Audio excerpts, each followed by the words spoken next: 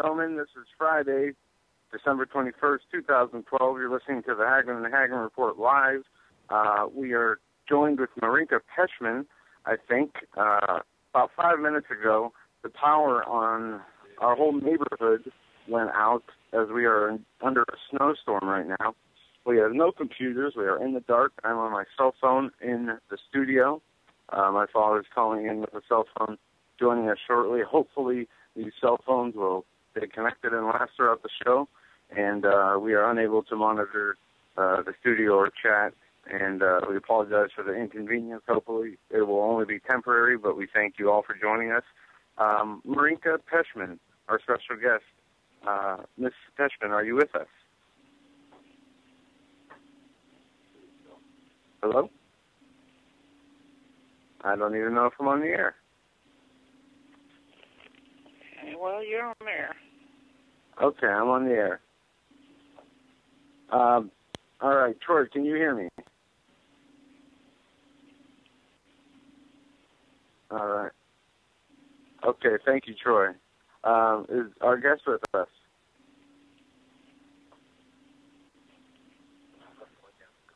Okay, ladies and gentlemen, hold on one sec. I'm going to have to get out of the basement. This is a phone dead zone. And I apologize so much for the inconvenience, but when you get snowstorms like this, I guess we've had power go out for much, much less. So thank you for...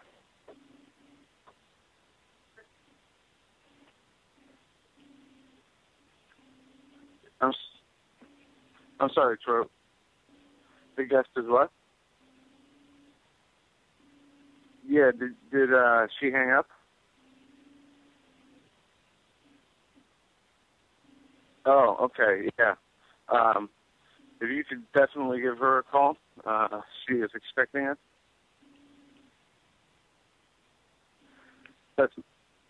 Yes. Is it 814-434?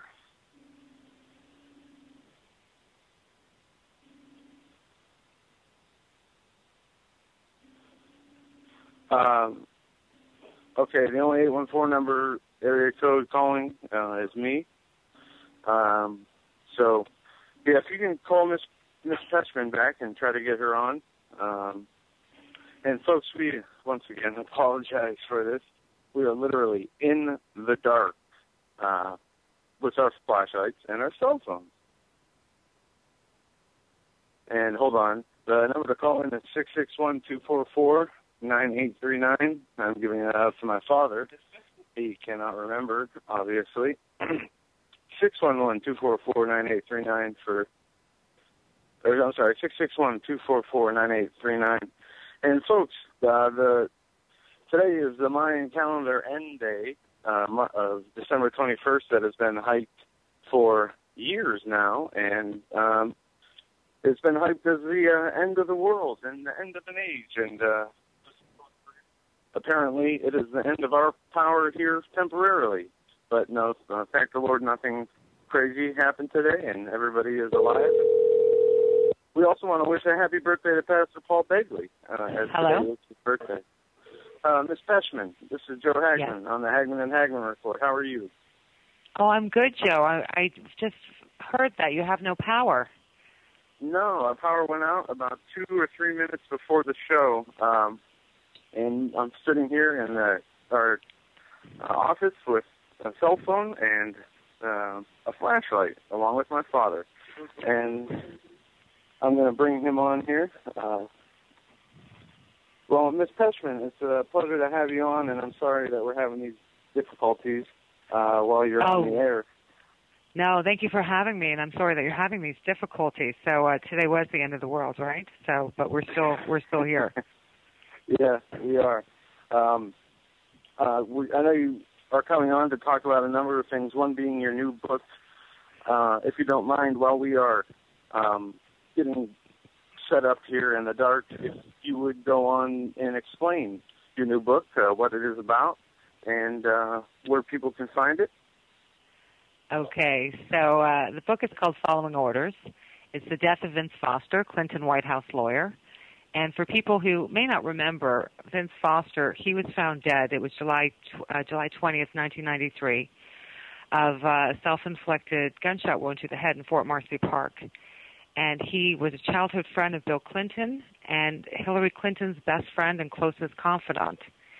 And the reason I'm putting this book out now is as I'm watching the events unfold in Benghazi, we are literally witnessing the same cover-up verbatim. I mean, it's the same playbook that occurred during the Foster investigations in Benghazi. And, you know, we were warned of these times. Woe, when a man called evil good and good evil and bitter for sweet and sweet for bitter. So that's kind of the short version of what the book is about. Are you there? Yes, I am here. Marika, can you hear me? Yes. Hi, Doug. Hi, Marika. And folks, let me apologize once again. It's like amateur hour here. We don't want to get that, give you that impression.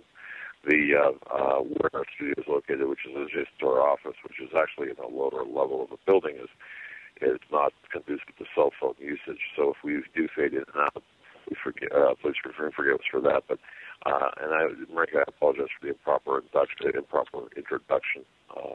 You can't control Mother Nature. No need to apologize. Look, I got everyone's fine, right? It's supposed to be the end of the world, so we're good. Well, you know what? I'm dressed in my purple jumpsuit, and my Nikes, ready to go. But nothing. Of course. That's right, because we have to sound the alarm on another cover-up. Yeah. You can't let a power outage get in the way of that, Doug. We have things to do. Serious problems. We have an ARB that is fictitious, full of falsehoods. It's absurd, and people are praising Miss Hillary Clinton for implementing these recommendations. So here we are. Yeah. And you know, folks, Marika is such a great lady. If you have the opportunity to go on HomelandSecurityUS.com, click on the links on the article that are there. It takes you to her different book trailers and how to purchase her books. I got to tell you something. It's so important right now because what we have in power today are the very same people that we had in power back in the 90s. And oh my goodness, Marika. I know, we're just watching. It's the corruption. Well, it's gotten worse because when corruption isn't held accountable, it's emboldened. And what happened in the 90s, it's just become worse. It's frankly deadly. We're in a very dangerous, precarious time right now. And that's why we have to stand and keep shining a bright light. So, because I also want to acknowledge your reporting on Benghazi has been just fantastic and so eye-opening and shocking in that bone-chilling way. But thank God for you and for your insider sources because, you know, writing about this, it's not easy. You're doing a great service for us. Well, thank you. And I do suggest that you buy a car starter as well, folks. When you start talking about dead people in parks and presidents and White Houses, things tend to get a little bit dicey. So, and Joe, you know, I got to tell you, I've known Marika for a long time, and she talk about just a fearless journalist. That's what she is. So, we're so fortunate to have her. But that said, I know I took you off your stride coming in there, and Joe too, and I apologize. I didn't mean to do that. So, but go ahead and continue, Marika. Give us a narrative of what's. Well, I think the best way to kind of maybe explain it to your readers, and you know as investigators, what's critical at the time of any investigation is the evidence gathering. And if you have a problem with that, that's going to obviously affect your conclusion. So what we saw in the Foster case, first, when Foster's body was found, it was in Fort Marcy Park, which is maybe about 10 minutes away from the White House in Virginia. And his body was found on a 45-degree slope going downwards. There was blood on his face going upwards. So that defies gravity. His body was found lying virtually straight, I mean, very neatly. Now, for someone who supposedly shot themselves, you're not going to fall gently, neatly down with your arms outstretched by your body. Then his eyeglasses which they determined were on his face at the time when this happened, were found 19 feet from his head. So we have such a problem. Now, this is just some of the evidence. We have photographs that were taken at the scene that were underexposed and of little value, so the investigators were forced to rely on a handful of Polaroids. Now, again, this is the second highest government official who was found, who died under very suspicious circumstances. And this is the evidence that we have. Yet, we're not allowed to ask questions about this case. If we do, we're attacked. It should be the opposite. Everything is literally upside down. How can you not ask questions about this case? Then, of course, the investigators were thwarted. They tried to get access to his office. That was denied. Then, they had to be escorted. There was so much restrictive evidence was flat out withheld. Evidence was contaminated. So now, fast forward to Benghazi. We found out it took the FBI just shy, correct me if I'm wrong, Doug, of a month to have access to the CIA outpost where this happened. So you know better than anybody else, 3 weeks to a month after the incident happening, the evidence has been contaminated. It's compromised. It's completely suspect. Now, why would the administration allow that to happen? Because they don't want the American public to know what really happened in Benghazi, and that's the same thing with the death of Vince Foster. Because you would not thwart investigators as they were thwarted in both cases if you really wanted to know the truth. So it doesn't matter how many times they tell you, we want to get to the bottom of this. No, the evidence tells us otherwise. Right, Doug? Did I lose you? I'm not sure if you lost my father, but I am still here, if you can hear me. Oh, okay, good. Yeah, he might have lost signal. And ladies and gentlemen, what we are going to do is, my dad reconnects. He is going to conduct the interview with Miss Peshman, and I am going to go to another location with power so I can continue the show after she leaves. And hopefully that will work out. And this guy isn't bad enough with the power going out. We have a dead cell phone that my father has, but he can use his wife, so he's going to have to reconnect with his wife, Troy. Another 814 number will pop up. Whenever that does, please answer that it will be my father. Sorry about that, Ms. Peshman. Where were you when you left off? Well, I was trying to walk your listeners through the problem with the evidence. Because once you understand the problem with the evidence, then you understand the investigators were forced to draw a conclusion based on, quote, the available evidence. Well, if you have evidence that's withheld, that's contaminated, and I'm referring to evidence that was under subpoena that was withheld. Now, in a just world, that's called obstruction of justice. If you're defying subpoenas, someone should have been held in contempt. But this is the world of the Clintons. And we have a special justice system. And the worst thing that happened was one lawyer resigned in disgrace. Now, again, in a just world, someone would have been held in contempt. And this would have been stopped. And perhaps, we can't say for sure, but we have Hillary Clinton in the middle of the Vince Foster case, and now again in the middle of Benghazi. And that's what's so chilling, because it's like we talked about before, when corruption is not held accountable, it just grows. And that is so true. Ms. Peshman, my father has been getting information about Hillary Clinton and her connection to the occult. And I don't know how much of this, if any, research you know about her and her involvement with witchcraft or Wicca or the occult. But he was talking about the change in her appearance and how she has changed. And, right when that happened, right after we were talking about that, she had her fainting spell, which was very odd, considering what we were discussing. And I'm not sure if, like I said, this is something you've looked into at all, but do you believe that this was a setup to get out? Here's Yeah, but, well, here's what I do know for sure, is the last time she was supposed to testify, she cited scheduling problems. And part of the scheduling problems included going to Australia to a wine tasting. Okay, so that's a fact. That's something that we do know.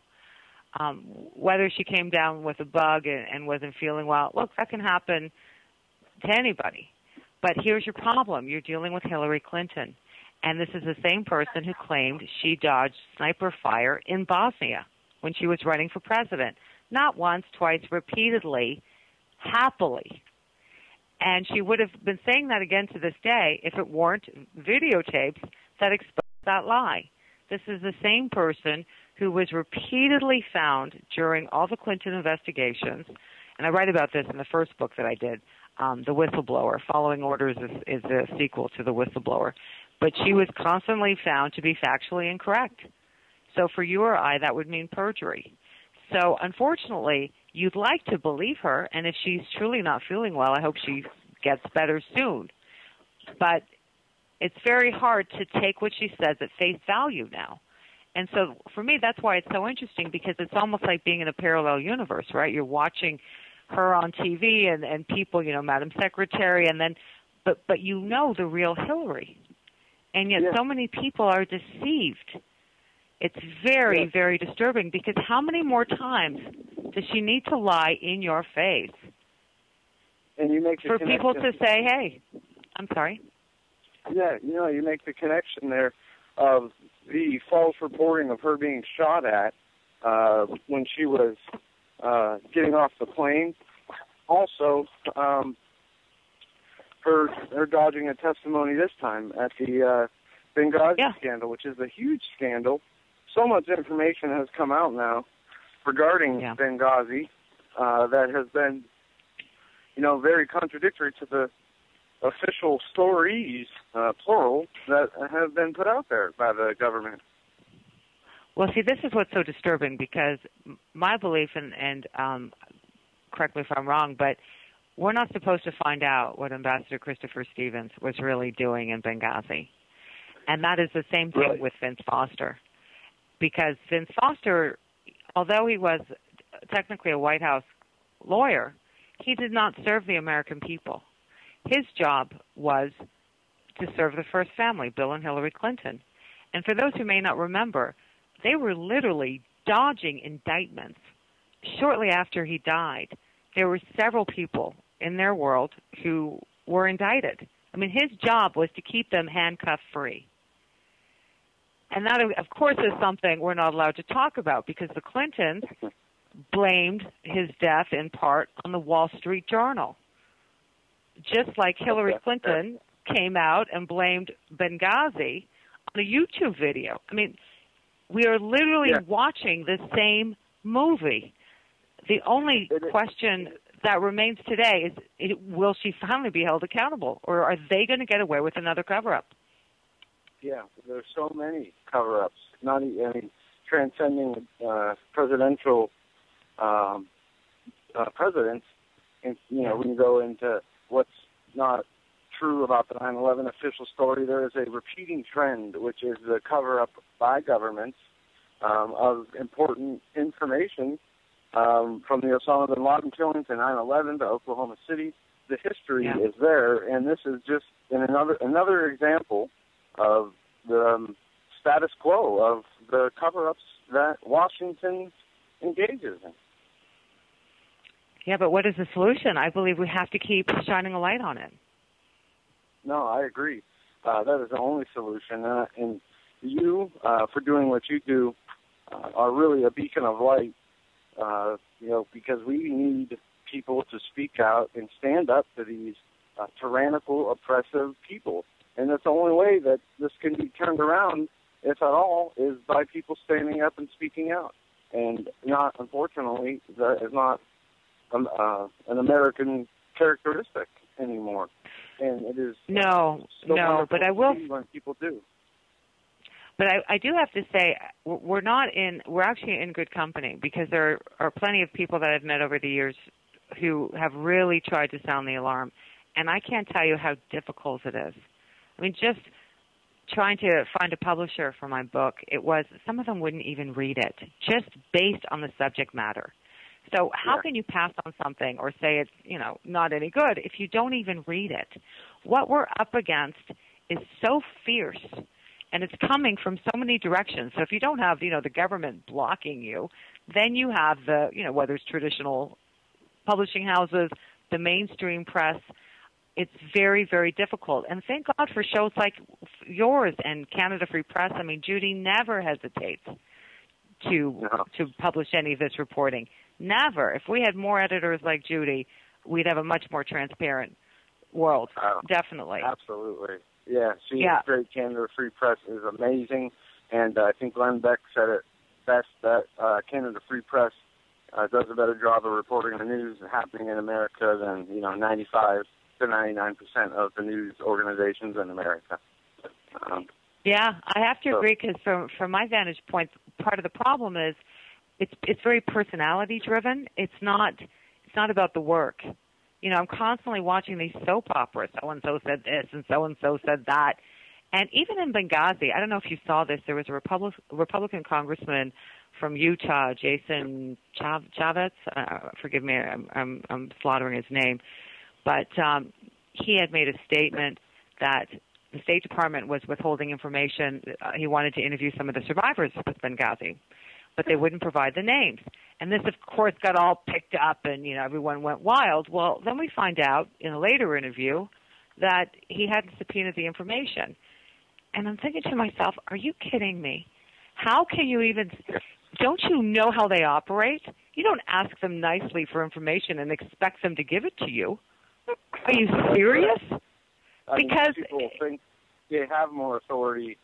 They have the authority, or they are the law. They don't think that they are beholden or accountable to anybody. Well, but then to see him go on television with this and everything, I was just like, so I think it was Greta Van Susteren, actually, who asked if they had issued subpoenas, and he goes, well, no, but, no. What are you talking about then? You're supposed to, you issue your subpoena, and then when they ignore you, you actually hold them in contempt. That's called enforcing the rule of law. So you just have to laugh or cry. It's like, oh, my God. I mean, look at I have to send this man my book. This is embarrassing. Sorry. You look at former CIA Director Petraeus, after the Benghazi scandal, having to resign because of an alleged affair.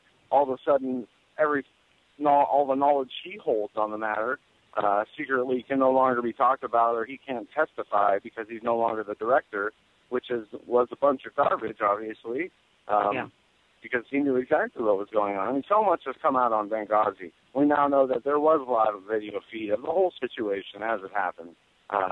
Only it's reported that it was not being fed to the White House, the video live stream, and that we can't be verified whether it's true or untrue. And I think my father is back on the line. Yeah. Hi, Doug. Can you verify that? Do you have more information on that? Yeah, there was live video. I mean, look, every square inch of Libya, basically. Well, I should be more specific. Tripoli, Benghazi, the northern part of Libya, is under active surveillance, and that's firefight. The entire attack in Benghazi was caught on video. The electronic intercepts were made. We had signal intelligence that was intercepted. So it's nothing. I mean, we know. When I say we, I'm talking about the American public. We know what happened. Yeah. And there was also a drone that we were just talking about. I don't know if you heard, that caught the whole thing on camera, which, had it at the Department of Defense. They had the feed there and said they did not, the White House did not have the feed, just the DOD. Because I knew about the feed, but I didn't. So that's the news story, that the White House didn't have it, but everybody else did? Yeah, that was a story that came out earlier this week, I believe. And it was, there was an agency, one of the alphabet agencies, I think it was the Department of Defense, had a live feed from a drone, a surveillance drone, for the whole situation. And they said right in the article that it was not made available to the White House, or the White House did not have the video feed, the live video. It's interesting that you say that, because a lot of people may not know this, but this ARB, the Advisory Board, or the Accountability Advisory Board, this report that got a little bit of press the last couple of days, part of the report, in two sections actually, they blame Ambassador Christopher Stevens. And it was amazing that this was not reported in the press. And let me just give you a couple of the money quotes. So, and I'm quoting, so the board found that Ambassador Stevens made the decision to travel to Benghazi independently of Washington per standard practice. And goes into a little more detail, but then the real money quote was, his status as the leading U.S. government advocate on Libya policy and his expertise on Benghazi in particular caused Washington to give unusual deference to his judgments. They are blaming Ambassador Christopher Stevens. And to make it even worse, we know that they are lying because, and it's interesting, all these media outlets that reported on the cables where he was asking for help, where he was warning of the situation in Libya, how badly it was deteriorating, how they needed additional security, none of these media outlets are reporting this, what I just cited. It actually goes into more depth.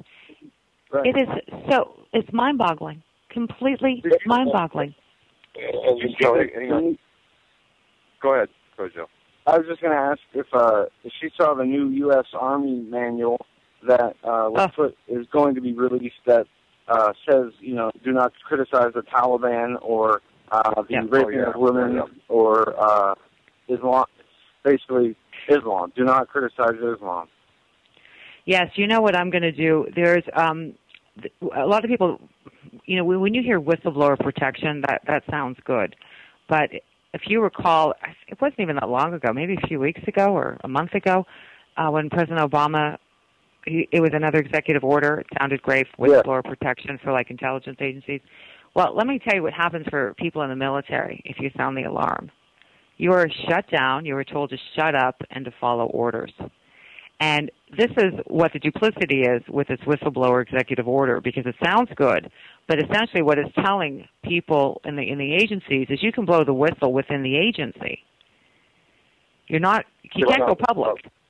Right, but if your problem is within the policy or the agency, you're going to report something to the people you have a problem with. Do you think it's going to go anywhere? And so with the military, a lot of what the complaints have been are the policy and the fact that they're ignoring the cultural differences that are creating obvious problems on the battlefield. Now, we have an uptick of they're called green and blue attacks or insider attacks, where the Afghans that the U.S. military and NATO forces are training are now turning their weapons on them. And so by ignoring exactly what the White House is now banning from these Army manuals is completely outrageous, reckless, and irresponsible. So I have a couple. I actually wrote a story. There was one gentleman, his name was Sergeant Matthew Sittons, and he was in Afghanistan, and twice a day he was ordered to take his men on these foot patrols. This was all under COIN. Now, for people who may not be familiar with COIN, it's a counterinsurgency strategy that was the brainchild of General David Petraeus, who, if you listen to the mainstream press, is an acclaimed and celebrated general. And COIN, his strategy was to win the hearts and minds of the Afghan people. And the way to do that was to go on these foot patrols. And it doesn't matter that the roads are riddled with IEDs. Day after day, troops are being ordered to walk on these roads. And Sergeant Sittons was worried, obviously, about the safety of his men. And he questioned his commander, saying, look, if we saw an end game, if we saw a benefit, then we do it. But we're not getting anywhere with this. And he wrote such a thoughtful, methodical, respectful letter detailing all of his concerns. And he was completely shut down by the military. So his grandmother said, you must write your congressman. And so this letter, I'm going to run part of it and see if maybe Judy I did write part of it already on Canada Free Press. You can actually find it. And there's another letter from another soldier which highlights these cultural differences that we're not allowed to talk about anymore because we have to speak for them. And part of the story, what happened then with Sergeant Sittons, was 2 months after he sent this letter. He was killed by an IED on a patrol that he was ordered, day after day for absolutely no reason. And God is my witness, with his letter, I hope we can save some more people's lives. This is completely outrageous. And General Petraeus, if he's going to go down over sex, he's lucky. He needs to explain to the American people and most importantly to military and their families why he's sending troops to war under policies it's not possible for them to win. That's the true scandal. Yeah. By the way, grandmas get things done. I got to tell you. Oh, yeah. But you mentioned about the ARB, the Accountability Review Board report. Now, obviously, I don't have anything in front of me, and whatever that insane noise is, Marinka, can you hear that? That is me. I am conducting the show while going to this location to reconnect. How about I cut off, and I'll be back up in about 5 minutes. All right. But Marinka, the Accountability Review Board report, that 39-page piece of pablum that was peddled on the American public by Thomas Pickering, who's got Matthew Vadum, by the way, excellent reporter, also a columnist for CanadaFreePress.com. But you mentioned about the IEDs, and folks, this is how things come full circle. And here's the problem. 90% of the IEDs that make it to Afghanistan, you know where they come from? Iran. 90%. Yeah. Now, the ARB report, do you know what's missing from that report? Iran. There's no accountability in terms of, or there's no responsibility. There's nowhere in that report is Ansar al-Sharia or AQIM. No. Okay? No. And Ansar al-Sharia is Iran. So you've got Thomas Pickering, who is an apologist for Iran, who is Hillary Clinton's best buddy. Yeah. And nowhere in the report does it even mention who the order to stand down. That's what everyone wants to know. Who issued the order to stand down? Because everyone said, it wasn't me. It wasn't me. If they called for help, we did everything humanly possible. Well, no, the facts say otherwise.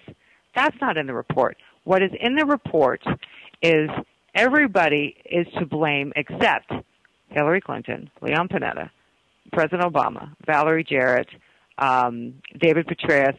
It's everybody else's fault, including some young staff that, was kind of new in the theater and maybe a little inexperienced. They were blaming. I'm surprised we didn't see your name dug in the report, frankly. Everybody and the kitchen sink except the principals in this report. Completely outrageous. Yeah, it is. And, you've done such a good job. I got to tell you, folks, if you're just joining us, you're listening to Marinka Peshman. Marinka, give out your website. So for people okay. It's my name, Marinka, Marinka Peshman. And if you just put Marinka in the whistleblower or Marinka in following orders, it'll pop up. And, so I have all sorts of information with the books and book trailers and exclusive audio. And what I did last week, and it's all on Canada Free Press, it's like a 3-part series of the fixes in. And I lay out a roadmap of how they covered up Foster, is how they're covering up Benghazi. It is literally, we're watching the same thing. You can just insert the different the different situation now. It's very, very chilling. So I encourage people, please read it. I mean, it's the only way to open up people's eyes and do something about it. You are truly, truly being deceived. And the families of the fallen in Benghazi and elsewhere, they deserve to know the truth. And you are not going to get it from the Obama-Clinton regime. You're just not. Absolutely not. And folks, look, it makes a good Christmas gift if you've got a Kindle or an ebook. It's on ebook, and it's an eye opener. And Marika, do you know Brian Wilson from the Whitewater fame? He's now a radio talk show host out of, I'm trying to think, I think it's maybe Toledo, Ohio. Do you know him? He wrote the little black book on Whitewater.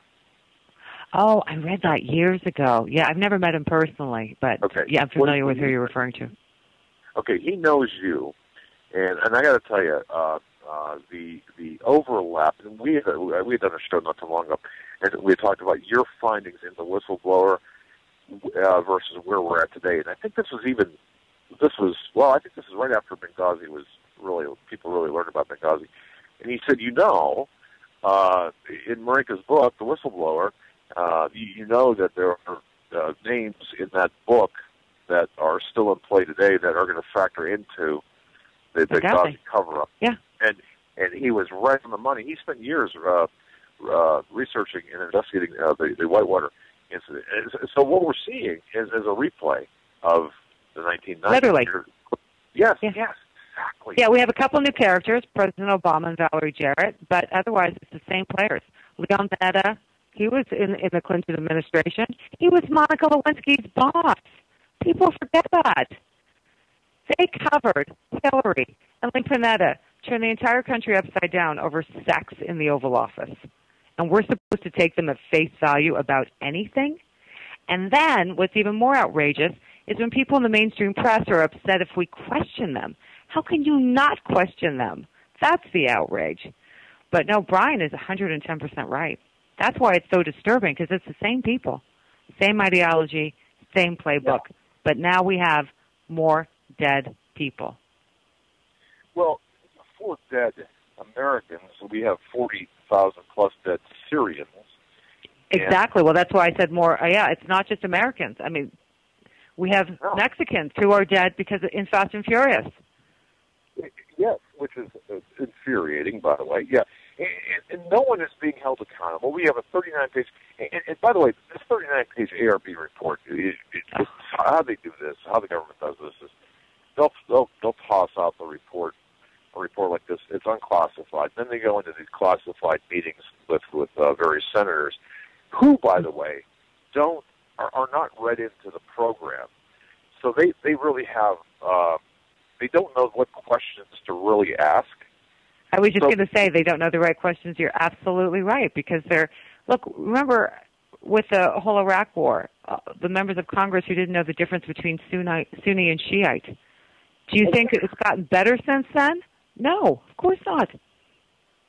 Well, yeah, it's crazy, isn't it? And once again, ladies and gentlemen, it's Marika Peschman. If you go to HomelandSecurityUS.com, click on the links. I believe the links are embedded in there to Amazon as well for your books. But my goodness, watch the trailers. Holy cow! And watch the tactics that they're using, because they're actual specific tactics. I mean, for example, there's one cohesive strategy. And this we see time and time again during the Clinton era, and it's reemerging again in the Obama administration. And essentially the short version is it's where the principals get together and decide what they're going to tell the American people and the investigators.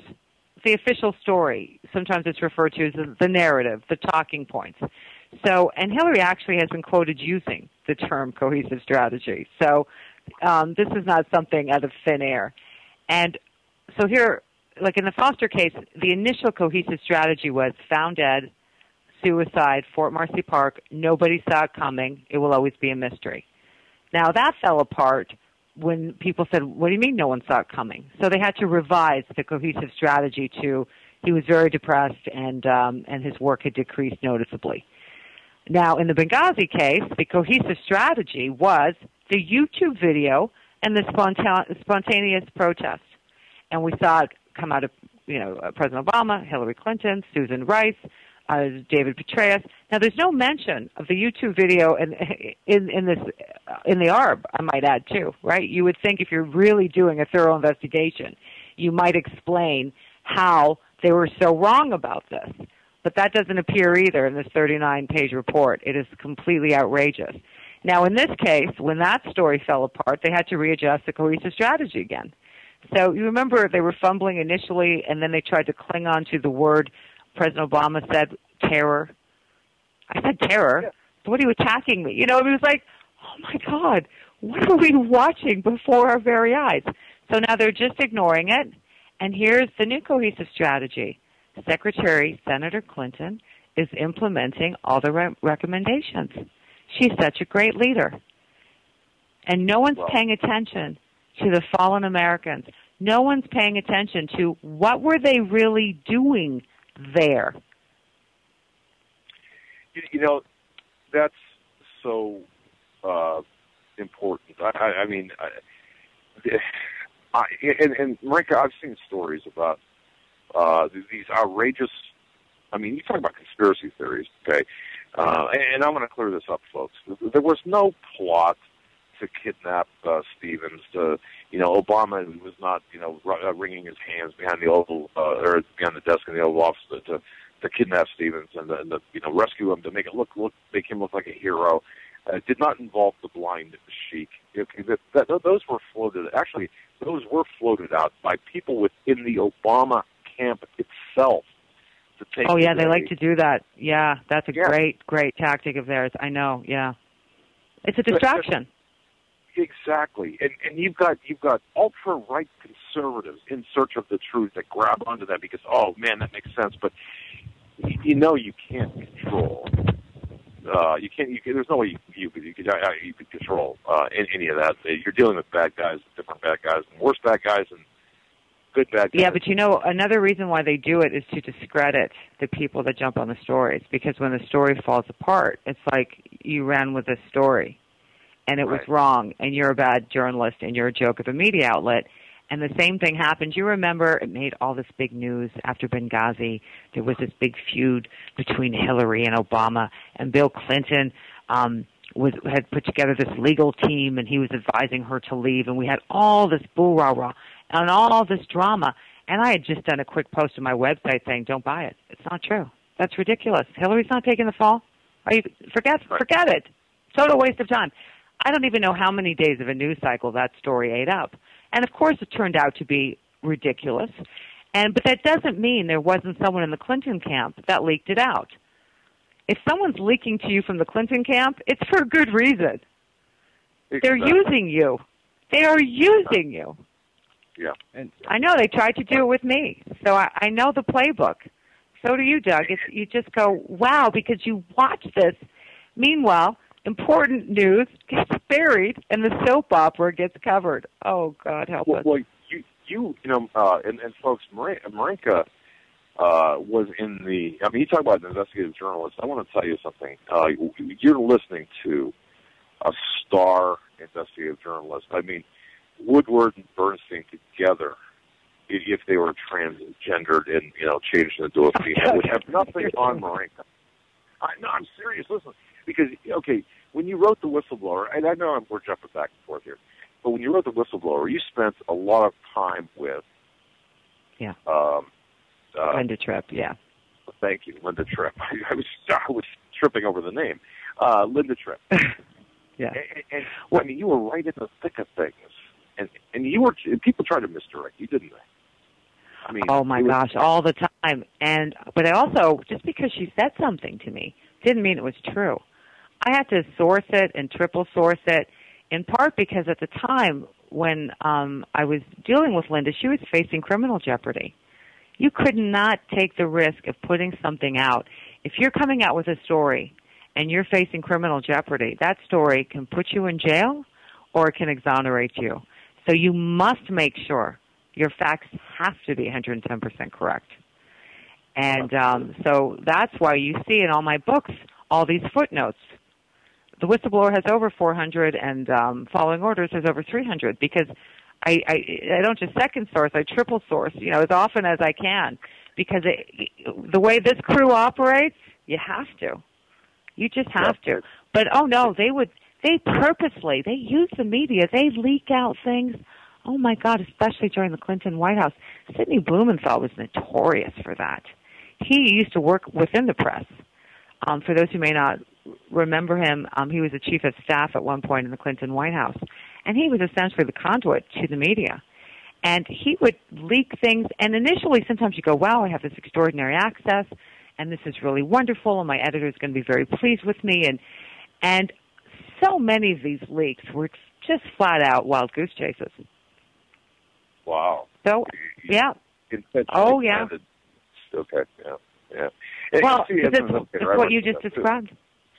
I'm sorry? Well, yeah, as an investigator, I run into that too, especially the more complex the investigation, the more people that you bring into the fold, the more stories you get, and then you've got this. And I got to tell you this too. I get very wary of people who say, "Look here" or "Look there." If you want to know the answers, here I'll show you where to look, and who are extremely accommodating. I get very concerned about people like that. But you have to assess their motive. That's part of the challenge, because you can't read their mind, but you try to. Well, it's always for me, and I'm sure it's the same for you. Motive and credibility. So let's look at Ms. Hillary Clinton, right? Motive and credibility. Okay, credibility. I dodged sniper fire in Bosnia. So therefore, anything she ever says, you have to double check and triple check. You have to. And then motive. Oh. Wow. Yeah. Let's talk motive here. And I'm not sure where you want to go with this, whether you want to go with Foster first or Benghazi, but you pick. But let's talk motive of Hillary Rodham Clinton. Either one. Either situation. Well, for the cover-up with Foster, it was because of Foster's job was to protect them. And this wasn't just because Linda said this. It was also her boss, Bernie Nussbaum. He was the person that took the fall during this investigation. He resigned in disgrace. And his background with Hillary, they go as far back as they tried to impeach Nixon together. And so this was another one of her good friends. I mean, why anyone wants to be friends with her is completely boggles my mind. But, that's a whole other side issue. But so the motive I'm sorry? I'm going to ask you a question, Marinka. And we know, and you and I spoke earlier about your book. Okay, there was a blonde hair that was found. Yeah. Okay, among other things, obviously the crime scene was contaminated. But was there, and to your knowledge, best of your knowledge, was there a relationship, a physical relationship between Foster and Hillary? And I mean, was there? Yeah, well, but see, that was always something that was a rumor and speculation. And I got to be honest with you, it's because Linda had kind of alluded to it, and sometimes I thought she might be telling me things because she wanted, or she thought that I wanted to hear that. And for me to be honest, it's like, because the more that I found out what was really happening in the White House, I mean, the last thing I care about is Hillary Clinton's sex life. I really could care less. And I even said to her, I said, look, if you didn't catch them making out in the couch, I don't even know, why are we going here? We have to deal with Monica Lewinsky and Bill Clinton. That's enough sex for me, Do we need to go there? So, and I really kind of believe that. If you didn't see it, we can all go, ooh, the rumor and the innuendo, and, well, they walk really close to each other. But come on. Let's look at what's really important here. Okay, so what you're saying is that's kind of like that really doesn't matter, and who cares, and that has nothing to do with the motive anyway, so let's move on, is what you're saying. I mean, pretty much, right? I mean, I don't want to put words in my mouth. Well, from what, just from the various people I talked to, if something did happen, it would have been during the Arkansas days, not in the White House. If, and I say if, because I honestly don't have concrete proof one way or the other. So that's why I'm cautious. I don't want to feed into it. I mean, I can add to what other people are saying, but I don't think it they were very close. We know that. They worked together for 15 years. She called him her best friend. They were very close. So whether it crossed that line, I don't have proof one way or the other. Yeah. All right. Very good. Dad, can you hear me? I believe we have our fellows back. We do. Yes, I can. Welcome back, Joe. Oh, thank you. Hey. And I just want to let you guys know that last part of the interview I did with Miss Peshman was on the road on the way back to my studio. And I am hardwired in, so unless the power goes out of here, we're good to go for the entire show. Yeah, let me just throw something in here, ladies and gentlemen. Our studio, like I said at the beginning, our studio, the power went out about 2 minutes prior to airtime. Our studio does have generator capabilities. The Actually, we have to make some adjustments there because the generator had also had a failure into the wiring into our studio. Now, people don't know that. Now, there's nothing nefarious there, but we just so people know that we're not doing this out of our grandmother's basement. Although it might sound like that, we do have fail-safes, and even the redundancy has gone out. So I just want to apologize in advance to you, Marinka, for that, and let people know that even though we did have things covered, the mines were, what we say, in this case, they were somewhat right. But anyway, Joe, I'm glad you're back, and you can certainly handle the various nuances of the program. But with us is Marinka Peshman. Marinka Peshman is a best-selling author, and we want to make her a better-selling author by getting both books, The Whistleblower and her latest as well. And you can go to HomelandSecurityUS.com to grab a hold of these links and follow the links, look at them, and at the very least, get the Kindle editions for people on your Christmas list. You won't be sorry. They're eye-opening books. Is it Justice Denied, right, the newest book? Yeah. No, it's Following Orders, the death of Vince Foster, Clinton White House lawyer. You're looking on my website because, justice was denied. Yeah. Okay, yeah. I see that now. Oh, I thought you were making a statement. Okay, yeah. No, that's okay. Justice and Marinka, with the Foster investigation, is this a dead issue? I mean, I'm working on a 33-year-old, now going to be 34-year-old murder case. I'm still working on it. I don't think so, and I'll tell you why. Because look at the Unabomber. Took the FBI 18 years. That case was cold so many times. And what broke it wide open? His brother. We see this even with Saran, right? New witnesses have come forward with the Bobby Kennedy assassination.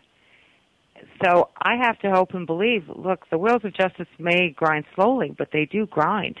And I don't think it's ever too late for the truth to come out. Now, the politicians obviously don't want anything to do with that. Some people in the media, I mean, like I said, some wouldn't even read the book proposal just based on the subject matter. And it doesn't matter, with the red flags waving. They won't look at the evidence. But I think the American people deserve to know the truth in these cases, or the family members, the loved ones. They deserve justice. Yeah, boy. For Foster, it'll be 20 years. It'll be 20 years this July. And this was the second highest government official. And this case was... Sorry? I'm sorry. Did you visit Fort Marcy Park? Have you visited Fort Marcy? Yeah, all the pictures that you see in my book trailer are all mine. I took them, yeah. Okay. Mm-hmm. I was there as well. And I walked right after, I think this was in 90, it was July 20th, 93. It was shortly there. While the investigation was still hot, and I walked the trail where his body was allegedly found. And then I got to tell you something. Well, let me ask you this, Marinka. I've got some issues. You and I spoke off air about the confidential witness, or the person that found the body. Mm-hmm. Mm-hmm. Okay. Was he on the level? I'm sorry, was he on the level? Yeah, well, based on the information he provided, and it was actually backed up by the special prosecutors, where everything he said checked out, except they had one problem. And the problem that they had was when he found the body, he said there was no gun. And the investigators, because of course that doesn't fit with their official conclusion that he committed suicide in the park. So CW must have been wrong. And CW's like, no, I specifically looked to see what had happened to this man, if there was something or something rolled down the hill. And that's when he noticed below his waist there was a lot. This is a very overgrown kind of lot of foliage in the park. And he could see it looked like someone had walked around like below his waist. The trees were not the trees. I'm sorry, the leaves were like squashed from someone walking. Right. And so that's when it's like so because he was looking for something to see what had happened to this man, and then he sees the leaves around him were trampled on. So he insists, no, there was no gun. That gun did not fall out of a tree. Someone put that gun in his hand. I mean, I'm quoting him verbatim. And, of course, so the special prosecutors had to turn around and say, well, he must be mistaken, because how else could it didn't fit the official story. Yeah, another mysterious death that I've done some investigating on, Ashley Turden. And I'm not sure if this, I know she's connected to Rahm Emanuel, and I don't know if she's connected to the Clintons in any way. Her death was mysterious. She was part of the energy people, the solar energy, and she was the one that died in her car in her garage. They said she was going to work. It was about 5 in the morning, and she was backing out of her driveway, and her car mysteriously caught on fire, and she died. And she was connected. It was incredibly. Yeah. Is there, Marika, is there, beyond Foster, and we'll get back to Foster in a second, but beyond Foster, you know how people kind of laugh at the body count, or they say the official... Oh, no, don't laugh, because 2 months after Foster died, a man named Jerry Luther Parks was murdered in Arkansas. This is irrefutable. He was driving home from a restaurant, and he was shot dead in an intersection. I mean, point blank, shot dead. So there's no debate here. He was murdered. Jerry Luther Parks worked very closely with Vince Foster, and he was responsible. He handled a lot of the security issues for the Clintons.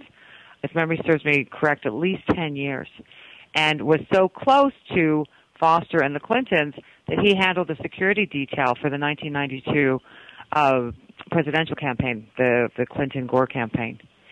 A week after, it was about a week after Foster died, his house was broken into, and his computer and all of his files were stolen, gone, poof, never to be seen again. His killer is still at large to this day, and reportedly when he learned about Foster's death, he said, "I'm a dead man." And he traveled always with a weapon, and unfortunately the killer got to him. He was literally reaching for his gun, and the killer shot him dead. That makes me feel uneasy. I'm sorry? I said that makes me feel uneasy, as, we travel. Yeah, we all have to live with this, yeah. Yeah, and we know that we are vulnerable. If they want one of us dead for whatever reason, they will find a way to do it.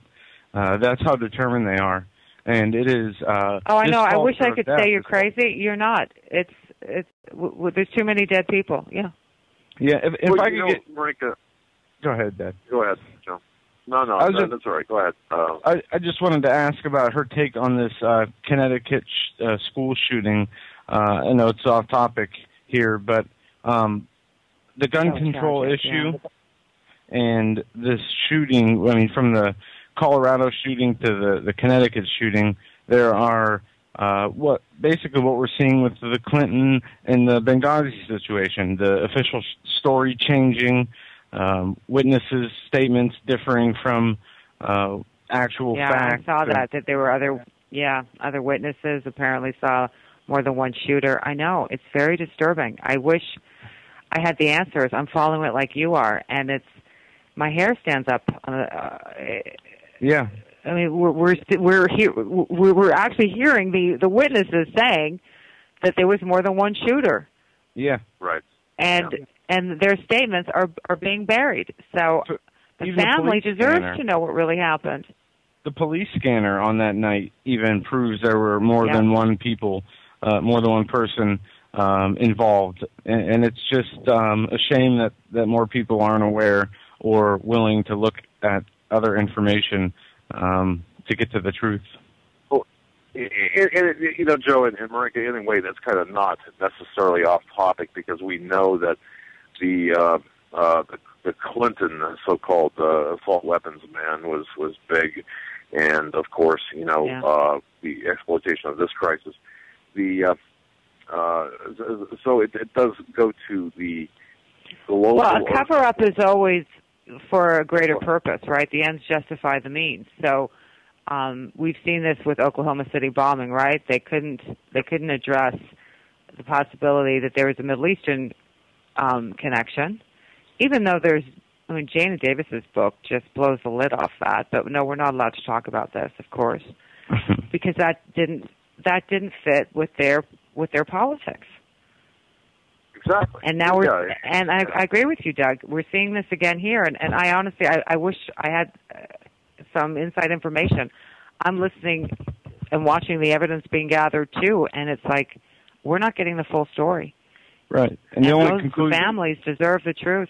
Yeah. The only conclusion I can reach is the gun control conclusion. Yeah. Yeah. Oh no, they're advancing that. That's blatantly clear. But I'm sorry. Do you believe that Hillary is going to just go away? I mean, she's saying that she's not going to. No. Okay. No. Of course, she never goes away. People think she goes away. I don't know why they think that. It's so ridiculous. And I can tell you, just with the problems trying to get this book published, for years, first I was told, well, they're old news, nobody cares, move on. And then I was told when people had to accept the reality, they were still in power and never old news, then I wasn't famous enough. And then before the 2008 elections, one publisher, that read the proposal, because most wouldn't, sat on it. And when she conceded 4 days after she conceded, they passed on it. So I think what we're going to run into now is as soon as she leaves office, I'm going to hear the same thing. You're going to hear the same thing. She's old news. Who cares? Move on. So they're going to bury Benghazi, right? Exactly. But yeah.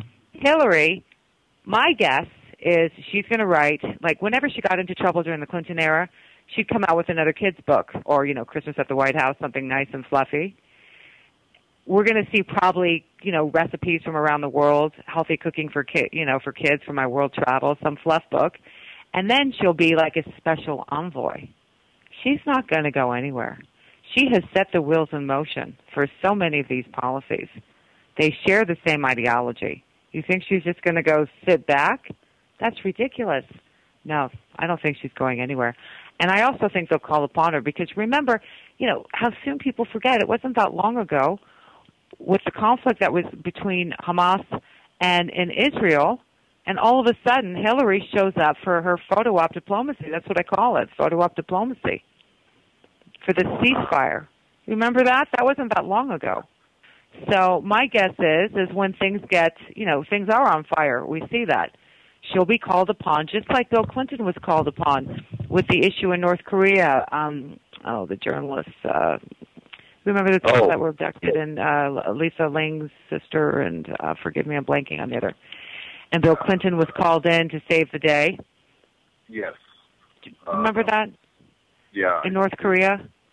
Yeah. Yep. Lisa Ling. Yes, I recall that, and obviously I'm operating literally in the dark here. I don't have access to it. So yeah, I recall that. So yeah, go ahead. Yeah. Okay. So you agree, but my point is he's been used as a special envoy. She's going to be used as a special envoy. They're not going anywhere. Bill Clinton did not fundraise and did not give that speech for President Obama to say, good luck with everything. I'm going to retire now. No way. That's ridiculous. Wow.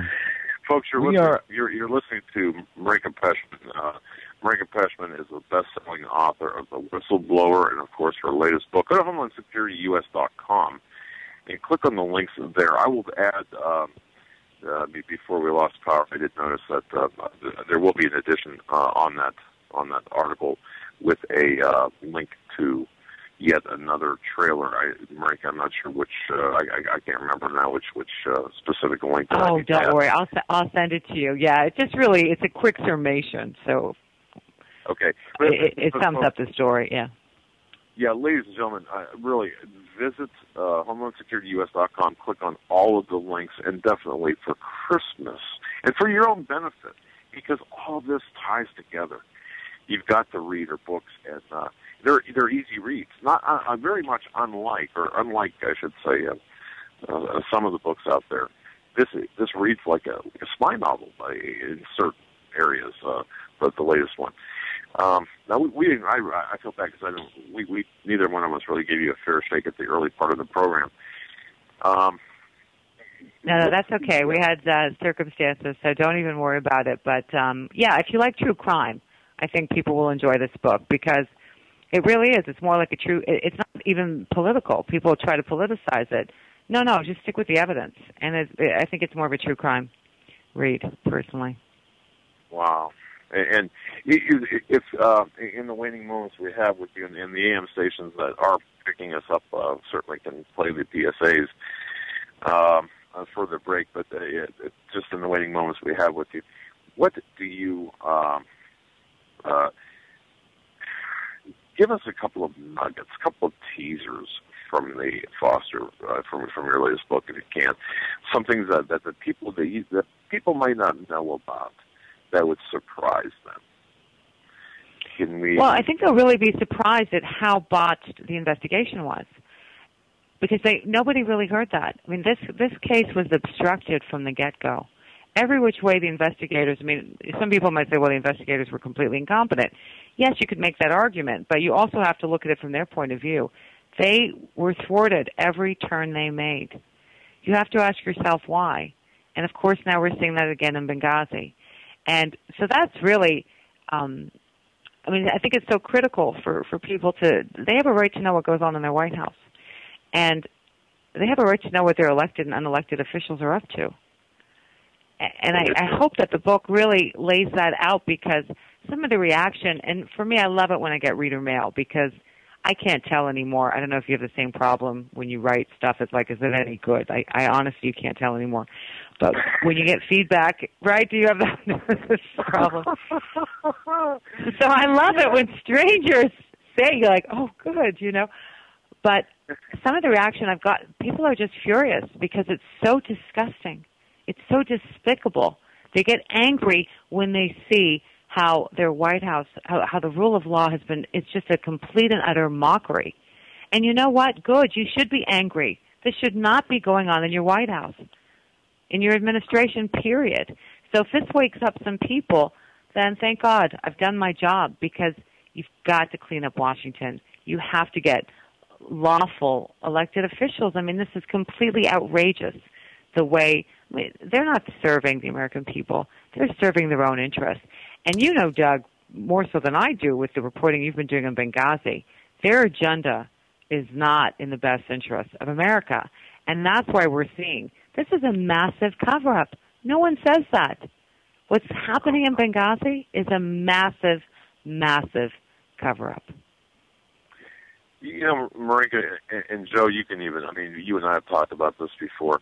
How in the world does the media get away with what they do? I mean, it seems so egregious. You would think that there would be some guy or woman in some corporate newsroom somewhere that would want to take a story and just investigate the heck out of it. Yeah. Why haven't we seen that? I know. Well, I know. I wish I could look. You know, for me, the joke always was, as a freelancer, you can work on what you want, but you don't always get paid, right? Because you don't always know if you can sell your story. Versus the staffers who always get paid, but they don't get to work on what they want, and that's the trade-off. So, you look, they're following orders too, and I've known many people over the years and they go in with the best intentions, and they bring, you know, they're inside, they're in the system, and they're bringing forward stories that are constantly being shut down, and they make a choice. Do I want my job and my benefits, or do I want to slug it out like, you know, people like me with as a freelancer? But at least as a freelancer, I have a clear conscience. You know, nobody owns me. And I've got to say this, folks, Marika is one that you've suffered for the truth, to get the truth out there. You've taken some hits. And you've been, well, you know what, though? You've been really run through some muck out there that... Yeah, but you know what, though? You have to almost... I was once called a dangerous woman and likened to the Glenn Close character in Fatal Attraction. And I got the funniest calls from people going, "Oh, Marika, I'm so sorry." I was like, "What are you talking about?" I said, "This is a great day. If those people spoke well of me, that would be slander. This is fabulous. Great." And that's how you kind of have to look at it, right? Because, oh my God. And it's the perception versus reality. It's really, you got to cut through the smoke and mirrors, because the smoke and mirrors, they can all make us look, I mean, I'm sure you've read stuff about yourself where you go, who is this person? Oh, exactly. Yeah. And it's it's completely the things that you read or I've read, about me, and even now, growing about Joe, it's like, really, where'd they find this stuff out? But, or how they make. They make it up. They don't find it out. They make it up. Does anyone call you for a comment? And they'll say, "Oh, so and so, wasn't available for a comment." I'm always available for a comment. Oh, I love that. Yeah. I mean, I've heard or I've read some things about me that are totally, patently, false. I mean, totally untrue. And even with Joe, and it's just one of the funniest things I've seen was when somebody accused my father of being an investment banker. From a comment on one of the articles, and I wish he was an investment banker. We'd be having a little bit more money to work with. Actually, what they said was they investigated my background and found that I was an investment banker. Currently, and it was just crazy. But so you're a front for the big banks? Is that what it is? This is all a big. Ruth, oh, you're good, Joe. Oh, you're good, Doug. Yeah, he's also apparently very good at hiding the money too. That's true. Marika, in the closing moments here, I know you've been gracious with your time. Oh no, thank you so much for having me. Really, I really appreciate it. And we have to laugh at this because it's laugh or cry, and we're facing some huge challenges, but, we just have to link arms and keep sounding the alarm. So thank you for your support and giving me an opportunity to talk about this, and thank you for your reporting. Well, all thanks go to you, and certainly I would hope, Joe and I both hope that you would come on with us again when the world is not ending, or in the we did good for the end of the world. We did good, right? How's the chat room? How did we do? Are we okay? Okay. Chat room is great. We got two people there, so, right? No, we have over 200, well over 250 people in the chat, and they're all happy, and we really say we have the best audience in the world, not just to say it, but we really do have the best audience in the world. It is amazing how blessed we are. Yeah, wow. Indeed. And Marika, you're fabulous reporting. And folks, go to CanadaFreePress.com, CanadaFreePress.com as well. Please, you've got to read. Oh, your last series was compelling, and please write more. Please write more, because people need to know. As if, listen to me, I'm asking, and I know how difficult it is to really write, and you've done such a fabulous job, but we do the best we can, right? That's all we can do is do the best we can and pray. Get right with God, people. We're in very, very, very, very perilous, challenging, very worrisome times. Amen. So it's good that we have some colleagues that we can all lean upon. So. Well, God bless you, Marika, for first of all, for putting up with us tonight, and second, most importantly, thank you for your tenacious and unbelievably thorough reporting. And we only touched just not even the surface of your works, but I do recommend everyone get The Whistleblower and your latest book. What's the full name of your latest book about this? Following Orders. That's what it's all about. Following orders. That's what everyone's doing. They're following orders. Yeah. Death of Vince Foster, Clinton White House lawyer. So thank you all, and God bless, and Merry Christmas, and until next time. Thank you too, Ms. Peshman. We wish you the best. Thanks. Bye-bye. Bye. All right, folks, you're listening to the Hagmann and Hagmann Report this Friday, December 21st at 9 p.m. Eastern Time. We've made it past the doomsday mark. So glad we're still alive. Yes, we have. We can't talk about it anymore. Seriously. I'll go crazy. Folks, we'll be right back after these short messages. Stay with us.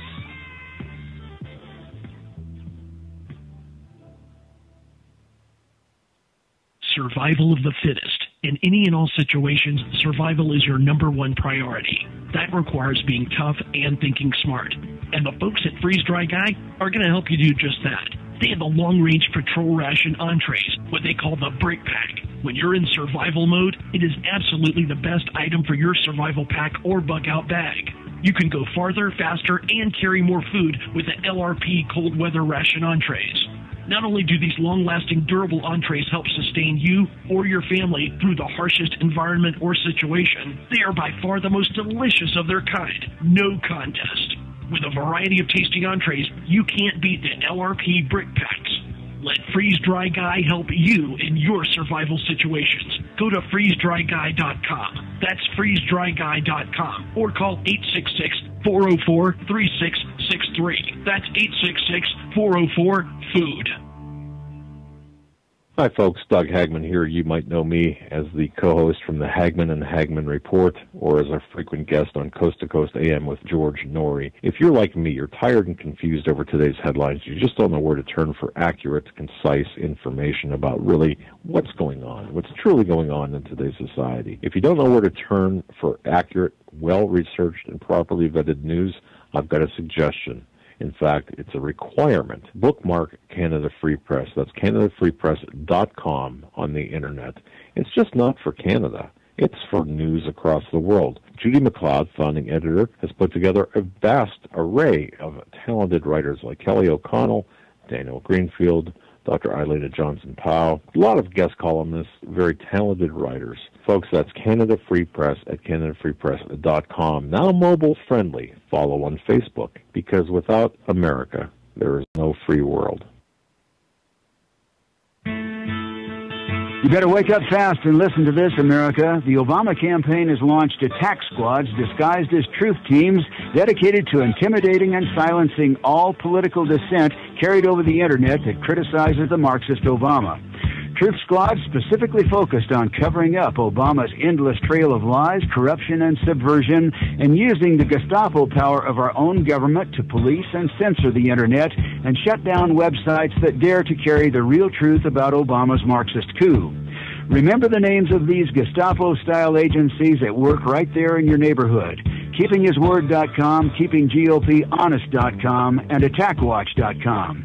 KGB, SS, and Gestapo-style police-state gangster organizations that work to silence the important voices of patriot dissent, some of which have already been shut down by Obama's orders. Adolf Hitler would have been proud. We're the 21st century Tea Party patriots.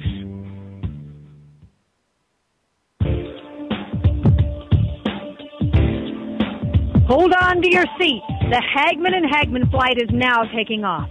Doug and Joe Hagmann have cleared the runway of TSA agents, jihadists, political crackpots, and global elitists. Now get ready for some real news. Here they are, Doug and Joe Hagmann.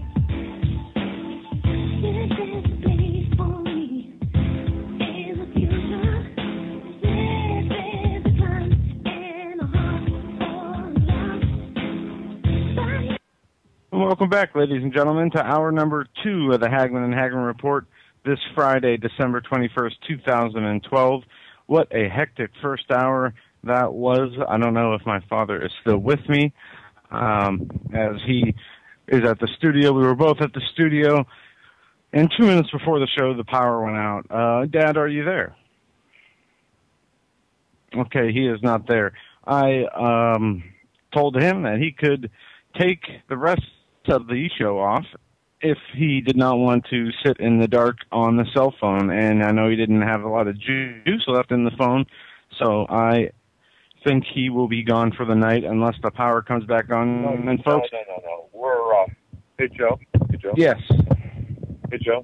We actually. Yeah, can you hear me? Yes, I can. All right, beautiful.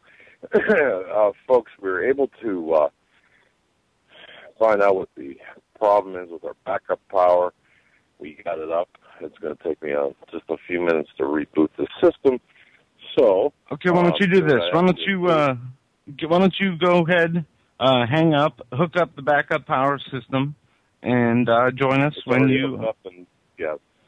Okay. So what I'll do is I'll cut off from this and enjoy amateur hour here at the Hagmann and Hagmann Report.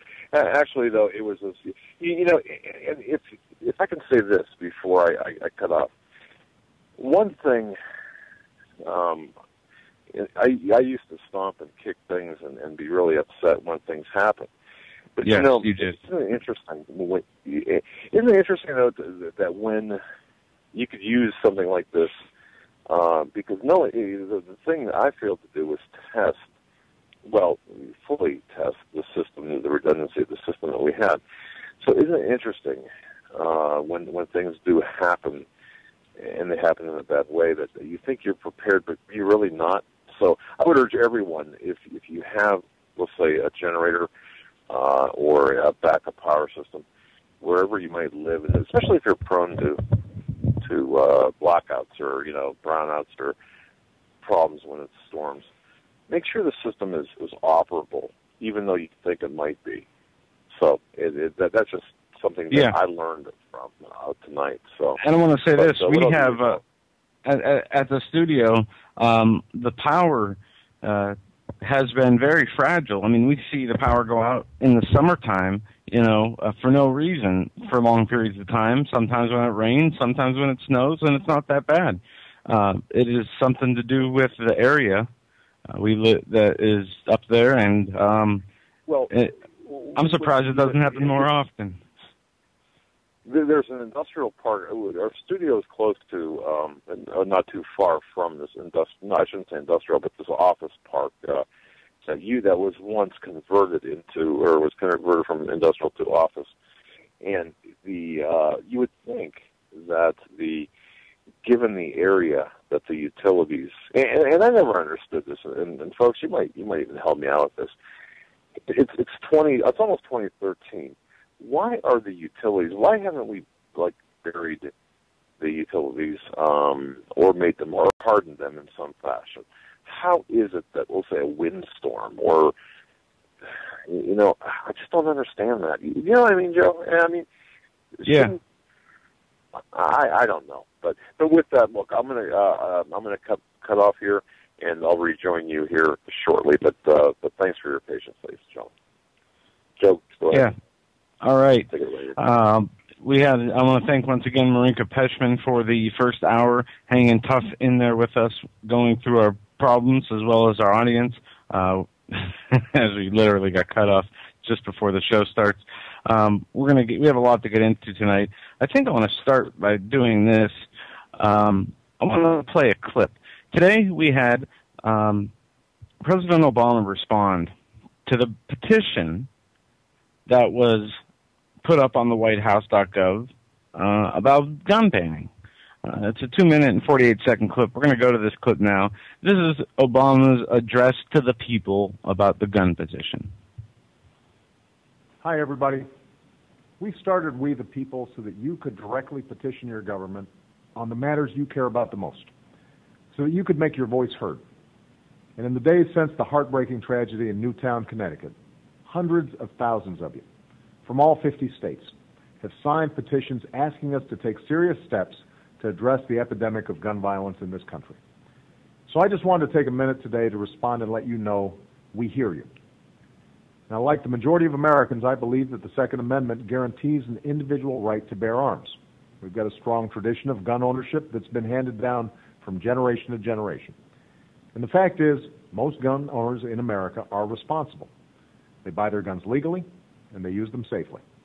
And it's encouraging that many gun owners have stepped up this week to say there are steps we can take to prevent more tragedies like the one in Newtown.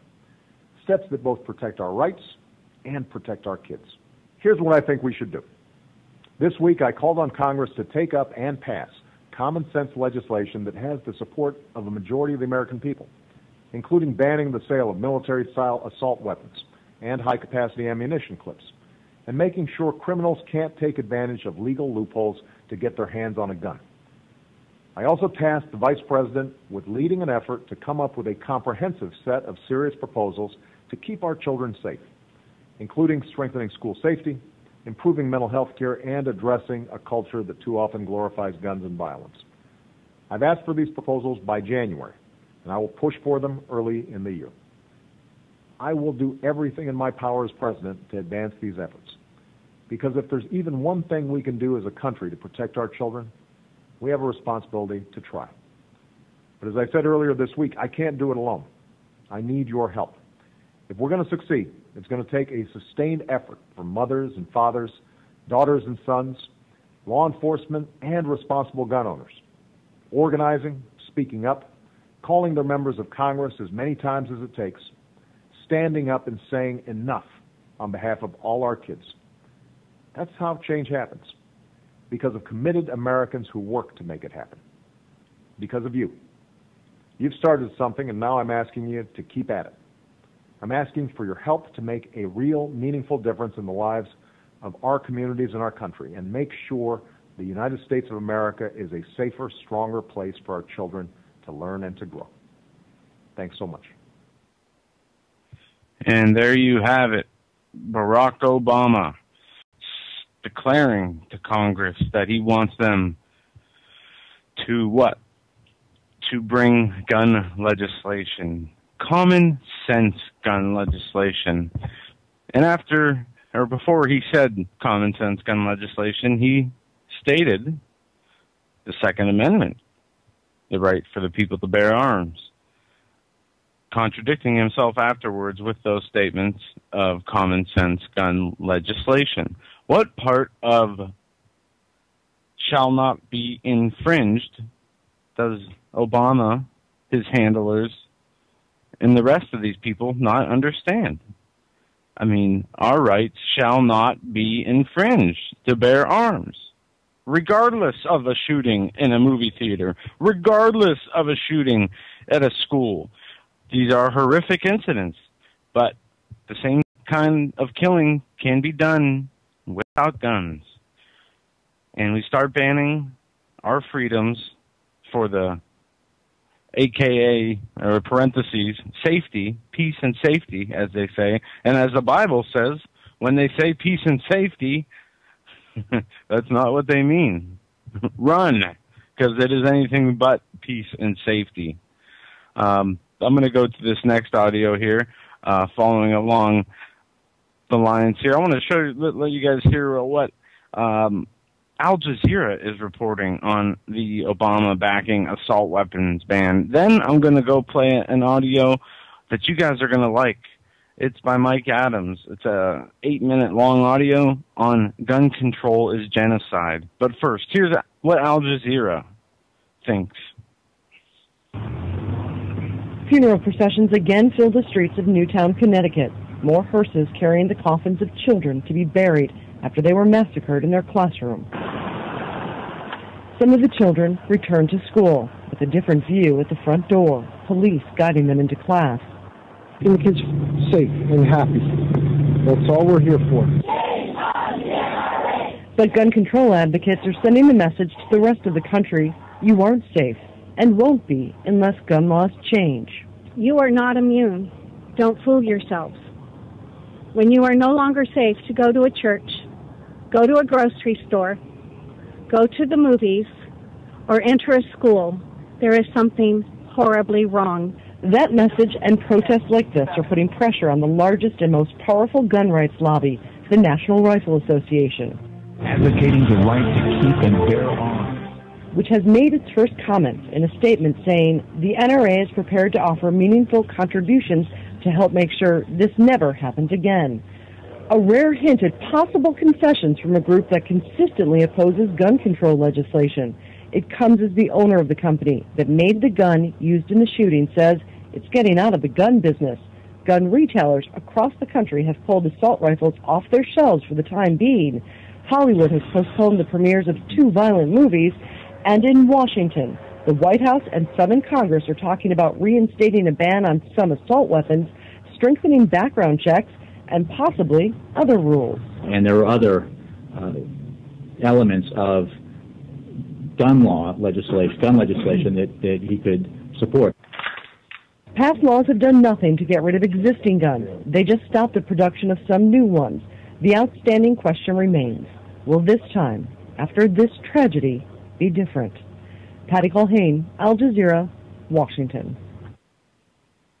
And there you have it, more along the lines of, you heard the lady that was being interviewed, oh, we can't go to a grocery store, we can't go to a movie theater, we can't, go out of our house because people have guns. And you know what? I would agree. It is difficult now. We see the evil in the world. It's hard to go out of the house when they're having mass shootings at movie theaters, at elementary schools. Who wants to send their kids to school after a horrific shooting where a killer or killers walk into a classroom and shoot kindergartners? I can't even fathom that evil. But one thing that is so disturbing is the way that the political left and right are using this to, push an agenda. Or in even on Fox News, I've seen bits and pieces, when I'm at places that have cable where it's on, where they, are not totally against gun bans. They say we should stop magazines with, if there's magazines with 100 rounds in them. No, there's no reason for that whatsoever. We can come to an agreement on the amount of bullets in a magazine, but still, that is a form of gun control, and the Second Amendment clearly states the right of the people to keep and bear arms shall not be infringed. And a lot of people have made arguments. Well, I don't think the Founding Fathers would envision, these new kind of weapons that they have. Well, let me tell you something. Yes, they did envision. They knew the progression and how things were. That's why they put the Second Amendment in the Constitution, because they knew how the government will grow, technology will grow, business will grow, and tyranny would creep in and eventually grow. It is no coincidence that they are trying to ban guns in America, the last free place on earth. Well, now it is just an illusion of freedom, but yet we do still have the guns.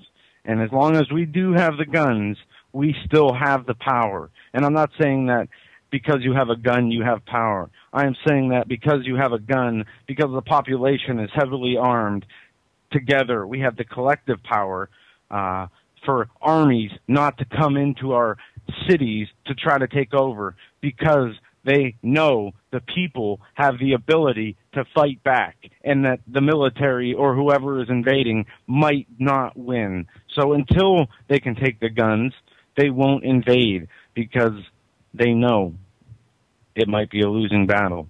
I'm going to go play this Mike Adams audio right now. This is a good audio. I listened to it just a little bit before the show. It is called Gun Control is Genocide. It's a documentary by Mike Adams, and here we go.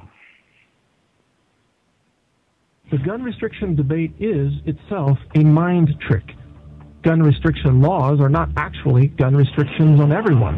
They are only gun restrictions on private citizens, so that gun concentration places a monopoly of force in the hands of the government. This is anti-democratic, for starters. A democracy is based on the fundamental concept that a distribution of power among the many creates a better society. It is the concentration of power among the few, such as what we see in a dictatorship, that lead to corruption and exploitation of the people. Yet the gun restriction debate is essentially a gun monopoly, a gun dictatorship push that seeks to create a government monopoly over firearms. This is a violation of the very tenets of a democratic and fair society. In this way, people who are anti-gun have been tricked by gun restriction politics. A true global anti-gun movement would see governments abandoning the use of force against the people. The armed raids on California raw milk producers, for example, or the use of guns to force parents to vaccinate their children against their will, are all a result of a monopoly of force in the hands of the government. When the government wants to force people to do what it wants, it uses guns. This force will only become more aggressive, more tyrannical, and more dangerous if the imbalance of power is swayed in the government's favor through disarmament of the citizens. The crux of the anti-gun movement, you see, is not to disarm the government. It is to selectively disarm private citizens only, therefore granting what is called a monopoly of violence to the government itself. This is openly revealed as the true purpose of gun restrictions and disarmament legislation, to monopolize the use of force into the hands of the government itself, to hold the people of the world in a perpetual state of surrender to those who control the guns, the governments. And when that happens, history has shown that a monopoly of force often ends in mass murder.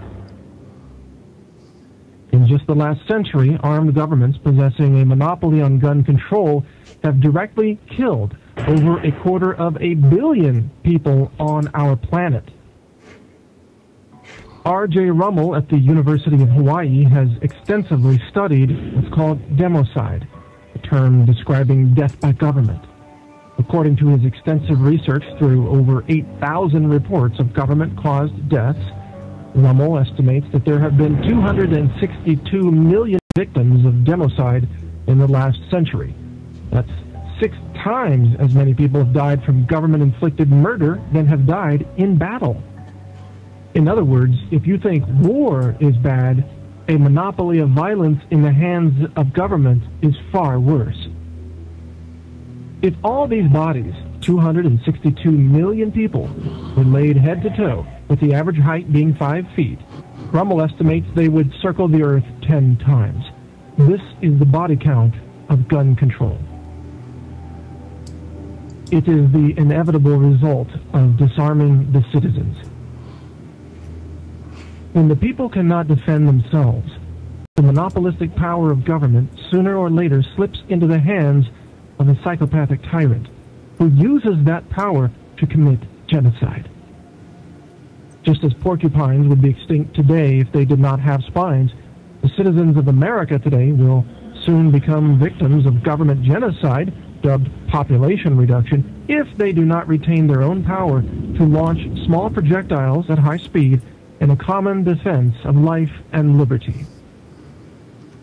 And because the right to self-defense is a divine right, those who act to erode or nullify such a right are acting in violation of nature and in violation of our Creator.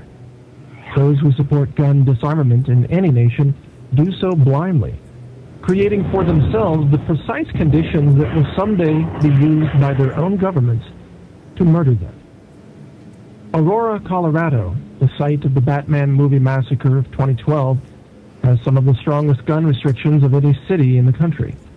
One reason the shooter there was able to kill 12 and wound another 58 people is because concealed carry weapons are banned in Aurora. Any citizen who might have fought back with a firearm in the defense of innocent children would have been arrested and charged with felony crimes. This is the ultimate effect of gun control laws, to criminalize those who serve in the protection of life while doing little to stop the psychopathic violent criminals who, by definition, do not abide by gun restriction laws. In banning concealed carry weapons in the hands of legal and lawful owners in their city, Aurora officials created precisely the conditions that allowed a massacre to result in a large body count. They forced the citizens to be defenseless, even while knowing their own police forces could not provide protection to everyone. Aurora may, in fact, have been selected by the shooter precisely because the city's gun restriction laws would practically guarantee a disarmed crowd.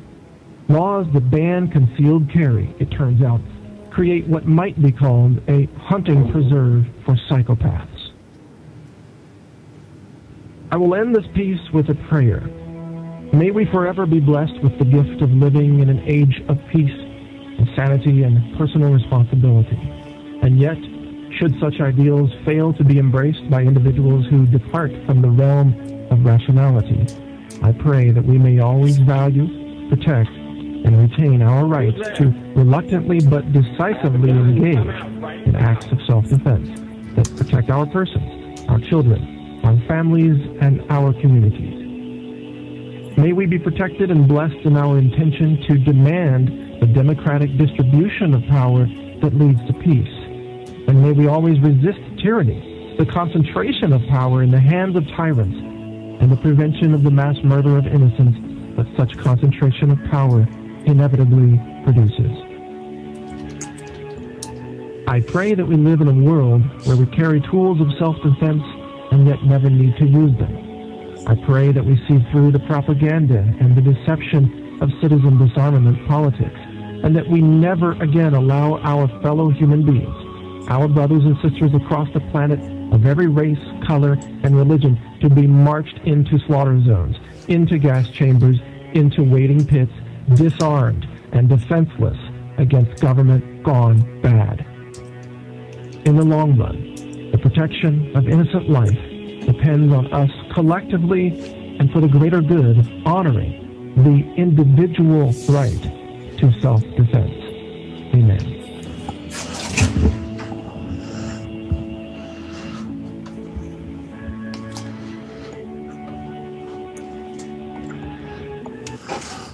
And there you have it, folks. That was Gun Control is Genocide by Mike Adams. I will get the YouTube video link and post it for you, as it is a very well put together video. And we're going to have him back on the air. We're going to have him on the air, Joe.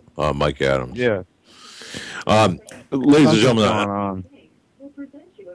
Okay, ladies and gentlemen, I'm back, and I just want to tell you I'm back in the studio here. And for those of you out there who have taken advantage of our power loss interruption, let me just say this. The trolls in chat who have nothing better to do than to post profanities and... Not a problem. Here's what we've done, Joe. We've actually, as you know, we've actually instituted recently a method on tracking and trapping the ISPs, so we know who this individual is. Yep. And so, therefore, you've got changing names won't work anymore. Right. Here's the situation. If you do it again, or if you insist on doing it some more, we know who you are. We know where you are. We know where you're doing it from. We've got your computer ID. We also have your ISP. Okay, you can go ahead, change ISPs. Go ahead. Really, to me, it just shows that we are hitting a nerve. Why would people waste their time to come on a chat room, and cause disturbances? And it is a disturbance when somebody's posting vulgar, nasty things in chat, but it disturbs the people that do this. Don't understand that the people in the chat room who are reading it are sad for the people who are posting, and the people who are posting these things think they're hurting us or hurting the chat room. They're hurting themselves, and the people in the chat, if they're like us, feel bad for people who waste their time with nothing better to do like this. You know what I mean? Yeah, it always makes me wonder. But my question to them is, don't you know what we've done? I mean, what I've done for 30 years, what Joe's been doing for a number of years. We're investigators, okay? This is our profession. You go ahead and trifle. Go ahead and trifle with us, and we'll handle it. But yeah, my dad always used to say, two people you never want to get on the wrong side of are lawyers and private investigators. I mean, of course, I've got a lot of other things, but I don't want to spend a lot of time on this. I just want to say that, just to be fair, if you stop doing what you're doing, that'll be the end of it. If not, we will pursue it to the ends of the earth, and end of story. All right, we'll come find you. Well, we will. Yeah. So Joe, I missed part of that Mike Adams clip. Yeah. Very well done. Very well done. And I want to apologize to Marinka because of the unfortunate timing of what happened here. We did not get a chance to offer or ask her a lot of stuff. What a trooper she was, to hang in there through all that commotion going on at the beginning of the show. Commotion doesn't even begin to describe it. No, but really, I mean, she's such a good job. She's a great lady and a great investigative journalist. I was going to ask her to host the first hour while we got this. Well, some housekeeping we didn't take care of earlier because people have emailed me. I just was able to bring up my email here, and people have been emailing me asking what our schedule is going to be for next week. Have we decided that yet? We got Christmas Eve on Monday and then Christmas on Tuesday. Okay, our schedule next week is going to be no show Christmas Eve. That's correct. All right. We're gonna attempt to replay the Henry Groover. We will replay the Henry Groover show, and on Christmas we will have a show, a live show on Christmas, and maybe even do one this weekend, depending on how things go. Yeah, I think it's important for people to stay plugged in. It's not because we have no lives, although some people will claim that, and certainly not to be awfully, I mean, we do have lives, but they're more right than wrong in certain cases. But we have a responsibility to provide information, especially as things go. And Christmas time is the greatest time of the year for the news to be buried, among other things, for the real news to get just skimmed over. So I think it's important that we fill that void. And speaking of your Friday, the Friday news dump, there's an executive order today. Reestablishment of advisory commission by the authority vested in me as president of by the Constitution and the laws of the United States of America. It is hereby ordered as follows. Section 1, reestablishing the President's Advisory Commission on Education Excellence for Hispanics. Wow. And that is just one of a few executive orders and mandates, presidential actions that have taken place today and yesterday, and just within the last couple of days. Also, I wanted a few things I wanted to get into while we were playing those gun control clips. This was for a reason. We have more gun control stories.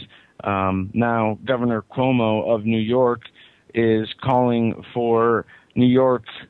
It says, this is the headline. Governor Cuomo says New York may confiscate all assault weapons.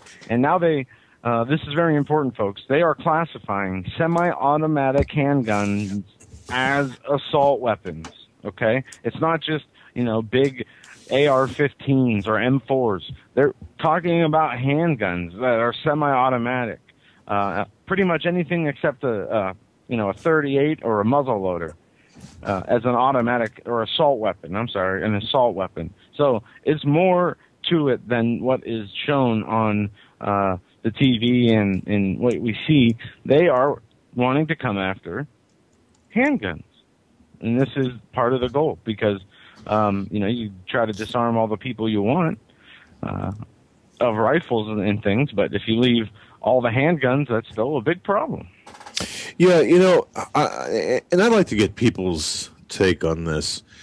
Joe, you and I spoke earlier today, and you had given me some information. And ladies and gentlemen, we have. I think yesterday we told you that you can't if you go try to buy an AR-15 right now. There are none to be bought. Okay, yeah. Let me tell you this story. Yesterday, my dad told you he went to a gun store and a popular chain around here, Gander Mountain. It's probably popular across the country, and wanted to know why there was a huge section of guns that were empty, where they keep. One part of it has shotguns, one part has rifles, another part has bigger weapons, and the one section was completely empty, and that was the assault rifles, semi-automatic rifles, semi-automatic guns. Okay, and so he asked the store clerk about the I think an AR-15 if they were in stock or were going to be any in stock, and when you could get one, and basically. There are none in stock. There won't be any in stock, and there's a 6-month backup, and it's not just that store. It is all over the area. So I had a friend over today, a veteran, a Marine veteran, did 2 tours in Afghanistan, was injured there by a bomb, a roadside bomb. He is back stateside now, and he has a family that owns a gun shop. And he told me, yes, our family has them out there. And so I called my dad right away, and my friend was with me, and we told him this. Well, he was wrong. To finish that up, what I didn't tell you, Joe, I called that particular outlet and using your friend's name, and so we established a line of communication. So the person on the other end knew that I wasn't just some guy trying to get information about the weapons and such, and because I said your website shows that you've got these in stock, and the gentleman I spoke to said no, and he said and when I said we had a radio show, in fact he was familiar with our website and our radio show, but had not listened to the show. But anyway, which is interesting. I didn't tell you that. But he said, let me tell you something. He said the people who have gone after, the people who don't have AR-15s or the likes of them right now probably will not get them for at least 2 months. Now, the Gander Mountain said 6. Legally. Well, yeah. And I would say, honestly, I'm not advocating criminal activity, but, if there are measures taken to where they will no longer be available, I suggest you should get one if you were planning on one wherever you can. In my opinion, they would never be used in a situation, at least for any responsible gun owner, they would never, ever be used in a situation. And if they were used, that situation would probably be one where you're not going to have to worry about if it's an illegal weapon or not. Well, yeah, exactly. And I asked the gentleman, too, to kind of walk me through what happened, and he said, well, right after the election, there was a surge in sales, and then the sales kind of tapered off. And they still had a limited supply of both the weapons and the magazines. You can't even buy, by the way, a high-capacity magazine anywhere. So he said right after the shooting, the next day, or the day after, the next day, people were actually lined up to buy the semi-automatic weapons in fear that the law was going to change. And that's good. It is good that people... Is it good? Is it good? Seriously. It's not good that they're not in stock, that there's not that many available. It's not good that the waiting period times we see, that means that there is there's a huge demand and a lack of supply. Why is there a lack of supply? Or is the increase in demand happening so fast that the supply chain can't keep up? Well, yeah, I'm just really concerned. Beyond belief, I'm very concerned about what's taking place here, because I did ask, I said, what are your thoughts? This gentleman today, I said, what are your thoughts about the availability ultimately? He said, I don't see these weapons coming back because in this gentleman's perception, and he's been in the gun business for, I think he said 20-some years, he said he's never seen the environment like it is today, and the antagonism toward these semi-automatic weapons by the government. So the public has a right, they're correct to be very concerned about, being able to own one based on the potential of the laws. Now, he did say there will be a time, he believes maybe in February, late January, February, where you're going to have a limited number. If you hit it just right, you should be able to buy one. But that time will be very short. So it's kind of like silver and gold almost, how things are manipulated. So I don't know, but it's to me, Joe, don't you think it's kind of sad that the whole situation, looking at it, to me is heartbreaking. You've got 20 dead children, and I don't know. It's heartbreaking. It really is, to me. Joe, are you with me, my friend? Did we lose you? Yes, I am here. I'm sorry. I have the mute and unmute button on my microphone, which I'm not used to, so I did mute myself when you were talking. and I forgot to unmute it, so I won't do that again. But no, Isn't it sad, is though? very sad that people, it's extremely sad that innocent children are being killed, to get an agenda passed through. There are reports, and I don't know if I sent you this video last night, but there is a weird video about the victims of the Sandy Hook shooting smiling before being interviewed, the parents of the victims. The parents. Yeah, and Joe, I don't know what to make out of that. I mean, I understand people being emotional and then trying to, get right before the interview, so they're focused and they have, they don't want to break down on air, but sure. What I saw was weird, and I heard. I'm not sure who said it. It could have been in a chat room. I could have read it somewhere else, but that actors hyperventilate in order to help them be more emotional when the time comes for that acting scene. And I don't know if that's true or not. And I did see in that video, one of the parents doing that breathing in and out really fast, getting their face ready, to go on TV. If it was my child, would I care? Would I? I mean,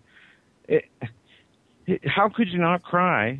What would you? I mean, I'm not even sure I cares could about go on. how you look? Who cares? Just to get the message out to the people that the senseless act of violence should never happen again. And the NRA is calling for teachers and principals to be armed, and the media is now spinning it like they're saying they want more children to be dead. And it is completely disgusting, because if a principal had a gun, if one of the teachers had a gun, what would things be different? Probably a lot different. Look at what happened a day after at a mall. I'm not sure exactly the state. I read the story on air. The mall, there was a guy that let off a bunch of shots, and an undercover officer or an off-duty police officer put him down before he could do any more damage. The places in the United States that have the strictest gun control laws are the worst gun violence, statistically speaking, the worst cities for gun violence. The common sense that Barack Obama was talking about is something he apparently doesn't have, or is something, which I believe is the case, he is very wise in an evil way, and it is scary and baffling at the same time to see all this happen so fast. That was a good statement. He's very wise in an evil way, and I think, ladies and gentlemen, I think what we need to do. Sufficient time has passed now. You're looking at a week now, where I think now we can. We've been quietly collecting documentation about the Sandy Hook shooting, and we have not commented on it, really. We have not gone into the various conflicting, really, with any degree of we have intensity. Not said who did it. We have not we have not alluded anyone. Right. We have not done anything except research and conversation, talking, brainstorming, trying to think this thing out. And like you have stated, like Russ Dizdar stated a day before this happened on our show about the school shootings, is that they're going to get worse and they're going to intensify until they get their agenda through. So I posed this question to the chat room yesterday. I was thinking, well, what could be worse? What could be next? Imagine a church.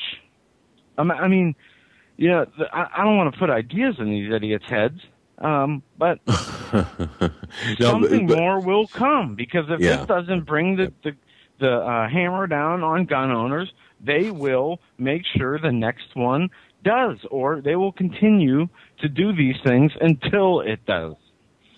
Well, as you know, my one of my dearest and closest contacts always says they've got Plan A and Plan B, and C, D, E, F, and G, and contingencies for each one. Yeah, so what we're going to do now, folks, and listeners to this program are the first to know. I mean, I think people have suspected this, but we have refrained from writing about this. We've refrained from pointing out the inconsistencies and oddities in the various little nuances with respect to the shooting. But now I think we're going to begin publishing our observations and findings. Because enough time has passed, but we need to really erect that barricade so that the untruths that the and listen to this. Just a real quick, I'm going to give you the top 10 leading causes of death. All right. Okay. This is from infinity.comcast.net. It's finance blog. Okay, ready? Number 10, suicide. 9, pneumonia. 8, renal disease. 7, diabetes. 6, Alzheimer's. 5, accidents. 4, strokes. 3, chronic lung disease or respiratory diseases. 2, cancer. 1, heart disease. Well, I think I can probably. I think I'm of the top of those top. I'm probably in the. Never mind. I'm not going to get into. I didn't hear guns. You didn't hear. Yeah, it's. Isn't that something? And I've got other statistics as well that I developed or that I found on online and checked them against the FBI crime list too as well. That we. Number 5, accidents. Okay. 118,000 a year. Yeah. Accidents, accidents, all kinds of slip and falls, whatever. Are you going to ban things that cause accidents? Like your shoes, your steps, your whatever. We are in a nanny state. Obvious. There's an attack on guns and gun rights. It is not about gun control for keeping people safe. It is about gun control to disarm the American public, to finish what they started, and that is killing you and me, either right away or by making us work in their internment camps and get their usefulness out of us before they slaughter us. Well, before the top of the hour, Joe, let me just say this. New York Governor Mario Cuomo, I don't know whether you caught this or whether we talked about this. I just read this. It may confiscate all assault weapons. Yeah. Now, when you hear discussion like that, to me, coming from said? State, well, yeah. I mean, I've got the text right here in front of me. Yeah. I've got to tell you when you now this is getting, well, it was serious before, but now it's getting extremely serious. Folks, we're at the top of the hour, and I want to thank everyone for your patience and for your kindness as we had experienced not only a power outage, but a failure of our redundancy power system, read generator, that is, and but now we're up and running with generator power.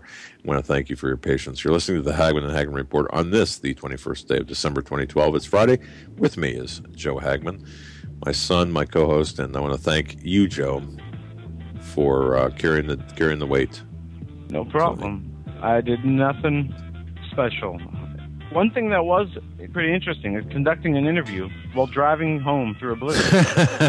We'll be right back with hour number 3 and your phone calls. Stay with us.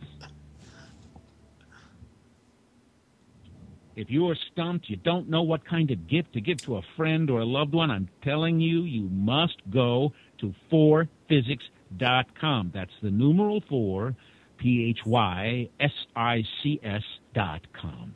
This is your one-stop shopping palace. That's the only way I can put it. I could spend easily an hour on this website. Innovative, fun, educational. There are games, books, weather instruments, unique time-telling devices, jewelry, optical devices, laboratory equipment. Let me give you an example. We all know we can tell time with a sundial. You've seen those advertised.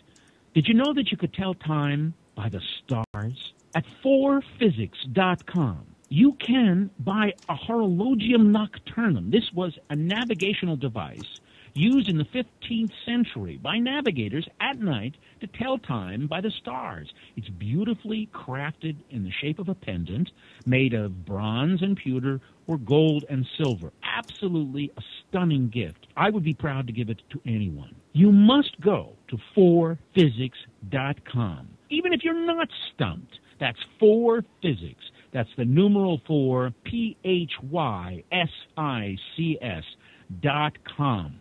It's your one-stop shopping palace. Any problems that you have, I don't know what to get Grandpa, I don't know what to get my loved one, that's unique, you will find it at 4physics.com. Please take my word for it. Go to the website, but give yourself a lot of time because you're not going to want to leave. Survival of the fittest. In any and all situations, survival is your number one priority. That requires being tough and thinking smart. And the folks at Freeze Dry Guy are going to help you do just that. They have the long-range patrol ration entrees, what they call the Brick Pack. When you're in survival mode, it is absolutely the best item for your survival pack or bug-out bag. You can go farther, faster, and carry more food with the LRP cold weather ration entrees. Not only do these long-lasting, durable entrees help sustain you or your family through the harshest environment or situation, they are by far the most delicious of their kind. No contest. With a variety of tasty entrees, you can't beat the LRP Brick Packs. Let Freeze Dry Guy help you in your survival situations. Go to freezedryguy.com. That's freezedryguy.com. Or call 866-404-3663. That's 866-404-FOOD.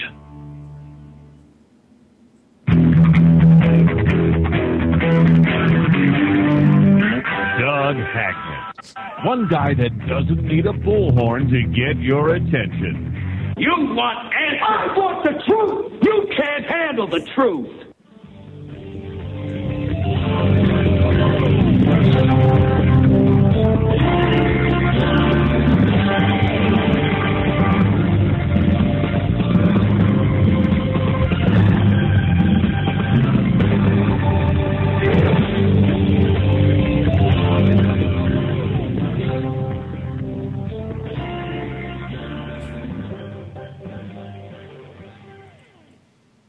And welcome back, ladies and gentlemen, to our third and final hour of this Friday, December 21st edition of the Hagmann and Hagmann Report.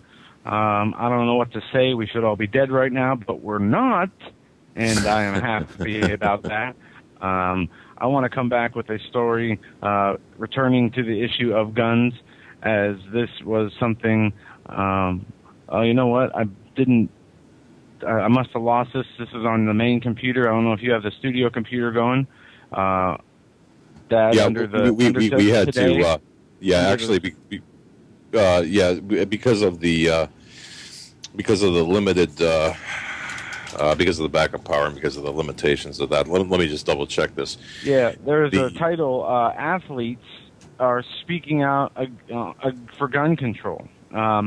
There's a big article about that. It was on the Judge Report today. I had it up there. I have it bookmarked in the Today tab on the studio. I see that. Okay, I can actually get to that. Yeah, if you can get to that, and we'll read that on the air. And I have another article here. What was Holder? Wait a minute, Joe. What was the name of that again? It was athletes, maybe athletes combined or athletes get together on gun ban, something of that nature. This out of the before it's news. Eric Holder, Obama purpose to use executive orders to impose new gun control laws. There's a video of Eric Holder here. I do not have it queued up because I did not see this before the show. But the ATF ran Operation Fast and Furious, in which U.S. law enforcement allowed drug cartels to purchase weapons in this country and smuggled them into Mexico, as well as smuggling drugs into this country from Mexico, where the guns were used to kill thousands of people in Mexico, and Border Patrol agent Brian Terry, as well as to countless politicians in Mexico. Even with the exposure of the disastrous Fast and Furious program, Attorney General Eric Holder has used the program as a reason to call for more gun restrictions. The American people need to demand the truth about Fast and Furious scandal before allowing Eric Holder and the Obama administration to take one more step toward issuing executive orders to further their gun control agenda. And folks, if you don't remember, we played the audio last night. We played it when it came out the first time on Eric Holder's plan to effectively brainwash kids and everyone else into thinking about guns in a vastly new way. And he meant what he said. He does not want people to have guns. Apparently, Eric Holder and the Obama administration are going to take a step using an executive order to further their gun control agendas. The operation was conceived as a political stunt to actually increase American guns used in Mexican drug cartel violence. This is referring to Fast and Furious. So that the Obama administration could have cover for using executive orders to impose gun restrictions without Congress. Well, now the Obama administration and Eric Holder have the Sandy Hook shooting tragedy to use to further their gun control agenda. If at first you don't succeed, try again, seems to be the mantra of the Obama administration.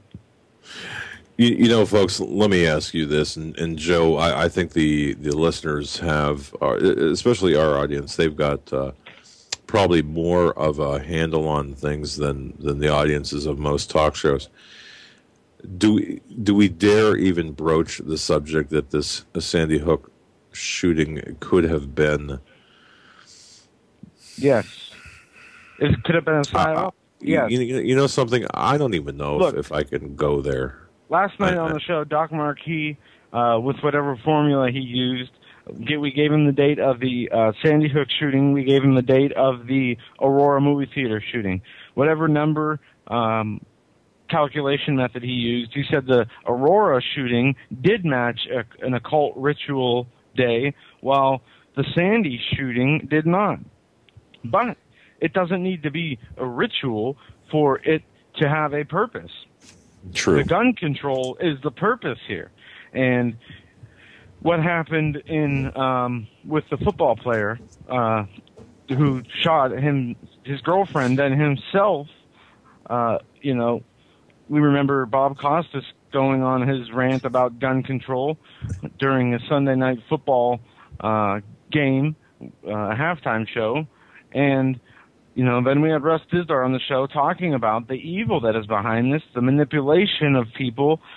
We had Joe from Realist News talking about how he saw the TV show where they hypnotized 5 people, and out of those 5 people, one of them was hypnotized enough to where they actually killed somebody under hypnosis, but it was fake. It was set up, and when the guy was snapped out of it, he really still thought he killed somebody. He had to see the person and touch him to realize it was just it was not real. So the possibility for people to do things beyond their capacity and knowledge is real. And there's proof of that out there. Now, whether it was the case here, we don't know. But it's obviously a huge political issue, as the Democrats blame, the Republicans, saying they're, cold-blooded because if this isn't a good time to talk about gun control, then there is no good time to talk about gun control. The Republicans are, unrelenting and won't budge when it comes to gun control. So stubborn. And meanwhile, the right's telling the mainstream masses that it is the Democrats who are politicizing this, when both parties want the same thing. But they won't. The Republicans won't say they want gun control because that wouldn't go too well with their constituents. But ultimate, I agree. But let's walk back a couple of steps here, Joe, and let me ask you. Even if we found evidence to show, and I'll toss this out to the listening audience here, even if we found evidence to show that this, that the inconsistencies are piling up with respect to this shooting, to make it appear, or the preponderance or the weight of the evidence shows that this could have been something more than what it appeared to be at the surface. And with utmost heartfelt respect to every victim out there and their families. Even with that evidence, Joe, do you think it would really matter? I mean, do you think people would listen? Do you think, and how many people see, and that's my problem. Look, you could have Obama coming out with a press conference and saying, attention all Americans, the Sandy Hook massacre was a psyop to get the guns out of your hands. Therefore, I am implementing a gun ban through executive order. Okay. The people still would not, they wouldn't understand. Well, and that's sad. I mean, that's the truth. When they are hit in the face of the truth, they run, they fight it, even if it goes towards their belief system. It's very weird. Well, okay, then factor in this, though. Factor in the fact that you cannot buy a semi-automatic weapon right now, that there are people out there who, for better or worse, are buying these weapons now. A semi-automatic weapon or a semi-automatic rifle? I'm sorry, a semi-automatic rifle. Thanks for keeping me on the honest there. But people are buying them right now in a panic buying mode. So what does that tell us? Does that tell us that there's a sufficient number of people out there who are concerned and that will fight any type of attempted confiscation? I'm not talking about banning, but I'm talking about actual knock on the door, turn in your weapon kind of scenario. Well, in that Cuomo article, if you read that, that's what they're talking about: door-to-door gun confiscation. And my question to everyone out there too is, how do you think that would play out? Do you think that we would have a whole bunch of people just saying, "Okay, here you go," or how would that play out? That would play out in a civil war. Would that be the tipping point? I guess that's my question. I would say yes. And are they looking for that? My question to you, Joe, is do you think that they're looking for? Yes, they want to. Based on, I mean, without even knowing the Homeland Security source, the information that was given to you, right? That was in the early summer. Yes. Even if we didn't, if I did not have that information, my answer would still be the same. Okay, because don't forget, folks, early this summer, and you can find it under DHS Insider on HomelandSecurityUS.com. The DHS the source from the Department of Homeland Security, known as Rosebud, had said they are looking for a civil war, a revolution. The DHS is preparing for a revolution in this country, a civil war in this country. So could this be part of it? And this is something that I think now it's becoming real. Now, at this point, it is becoming very real. And I've been getting reports too, Joe, and I don't know whether you saw this or not, but I've been getting reports of talk show hosts and proponents of anti-gun bans getting visits by the FBI, getting visits by DHS personnel. No, you wouldn't say. I mean, isn't that, so... Who would have thought? I mean, next thing you know, the conspiracy theorists will be saying they're going to be censoring people who are posting pro-gun messages on Facebook. I mean, that's craziness, Well, and when that happens... Nice sarcasm there, hopefully. No, I know what you're saying, but, now we have...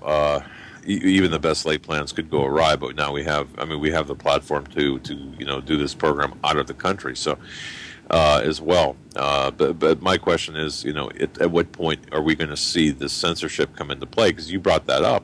So yeah. At what point are we going to see the censorship factor come into play here?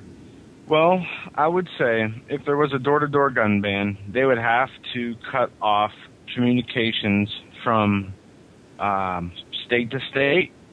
I mean, if one state, or they would have to have a mass army do it all at once, like the St. Valentine's Day massacre, or a better example would be what's the one where they killed all the Knights Templar back in the medieval days, where the Pope or Bishop or somebody gave an order and all these people's houses these key people were all sacked in the middle of the night as they were sleeping, thinking that they had their freedom and their right, or, you know, whatever they had in their system, thinking everything was okay.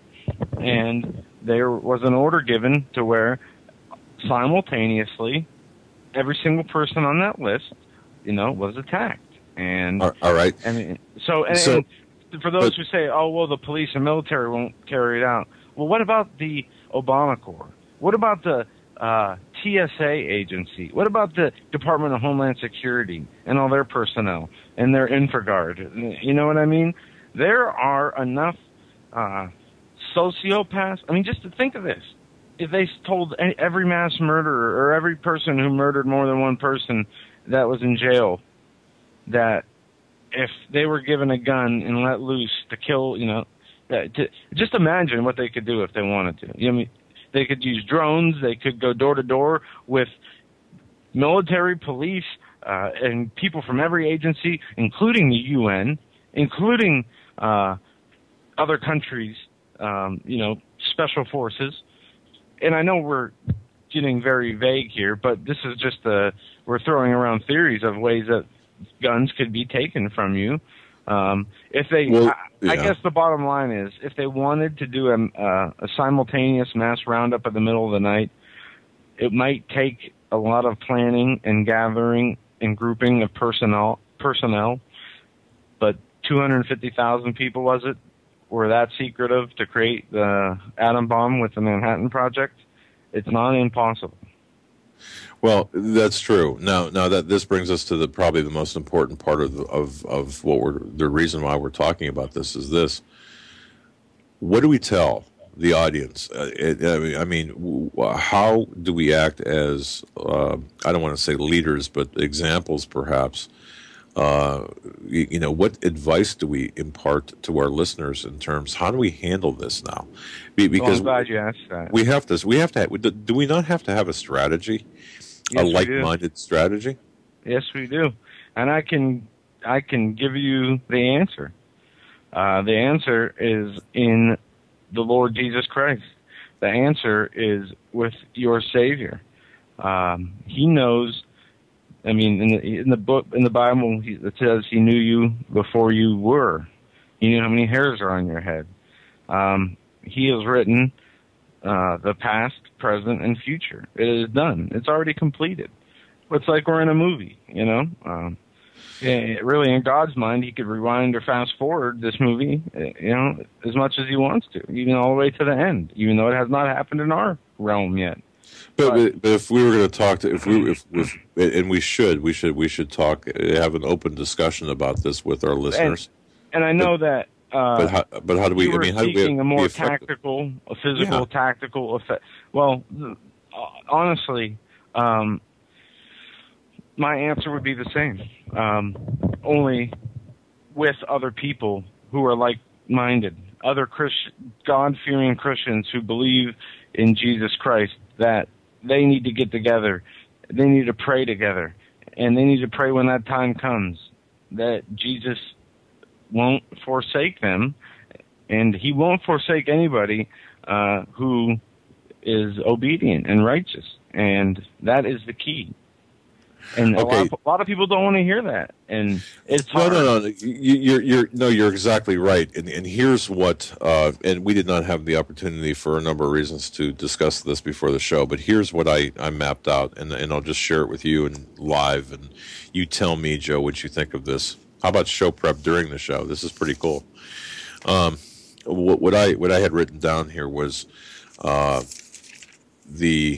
what I was going to do, or what I was going to have both of us do this weekend, beginning with this weekend, because a lot of people are off because of the holiday, and throughout the next week, is talk to all of the talk show hosts, as many talk show hosts as possible, especially the smaller ones, not the Glenn Becks and the Sean Hannitys, of course, but the as up to Alex Jones, for example, and then from there back, downward, Steve Quayle, Greg Evenson, a number of other people, and working out Rick Wiles, for example, and getting together like this one mindset and kind of coalescing a strategy, a tactical plan, with the understanding. And this is important because you did point it out, and I understand it's important with the importance of the spiritual aspect of it. But a tactical plan. What do they tell their listeners? What are we going to tell our listeners? What are we going to do ourselves? How are we going to approach this? And when at that very moment when something goes into effect, where they come to confiscate your guns, what are you going to do? What are we going to do? Can we have some sort of a chain of communication or some sort of a something? Well, look, that's what I'm thinking of. But what do you think of that? I think that our best laid plans. I knew you were going to say this. Our best laid plans can be diminished in a millisecond. So we can't rely on each other. We can't even rely on ourselves. We can only rely on one person, and that's, I think, will always be my answer. We can't rely on a gun. We can rely on his word. Okay. We can't rely on the news. We can rely on his word. We can't rely on what we see in this realm, but we can rely in Jesus. And that's one thing we know, and that's the only thing we know for sure. And I think that more will be revealed to those who he intends to reveal it to. Yeah, that's something Steve Quayle had said to me the other day. As we get closer toward the events that are to come, that more will be revealed to us, and I think the answers will become clearer. So that's good. Joe, do we have? I don't have available because of, again, the generator backup power. I just had to power up just a few things here. I don't have access to the. We have callers. Base. Okay, so if you want to handle that, if you want to take some calls, maybe we should get some insight of some listeners here. All right, we're going to go to Pierre, then Sheila, then 704. Pierre, we're coming to you first. You're live on the Hagmann and Hagmann Report this Friday. Evening, guys. Hello. How are you doing? Very well. What's on your mind? Yeah, I'm hearing two totally different things going on right now. There's something playing on the air right now I can't even hear you guys right now, which is weird. It's like some kind of weird infomercial or whatever's playing. Can you guys hear me? Sure. I can hear you fine. Do you have any tabs open that would be playing news? Say this jamming. Do you have any tabs open that would? And it sounds like someone or something is jamming here. Well, absolutely. It's going away right now. Okay. We sound between each other. We sound fine. No complaints from the people in chat. So I think it might be on your end. It never fails. It never fails when I call in. Something stupid happens. But anyway, I know you and your father were talking about what's going on, and you wanted a tactical perspective. I had to call in on this. What Governor Cuomo is talking about is absolute insanity. But he knows exactly just what it is he is talking about. He knows exactly what the ramifications are of sitting NYPD out or the Guard or whoever to go and collect weapons. Anyone with a brain or half a wit would know that that's going to start civil war. Because it's come down to that as far as I'm concerned. The enemy's plans has gotten to the point where it's so desperate, he got so brash that this is what they're going to do. And now they're pretty much like, what are you going to do about it? And knowing what the end result of what that is now they're ready to implement their plans. Now that we got that out of the way, the question that your father posed was, what do we do about this tactically? How do you propose a plan on this? Knowing that they are listening to the show, knowing that they're hearing my voice and the advice that I'm going to give, yeah, it's probably going to get me in a lot of trouble. But you know what?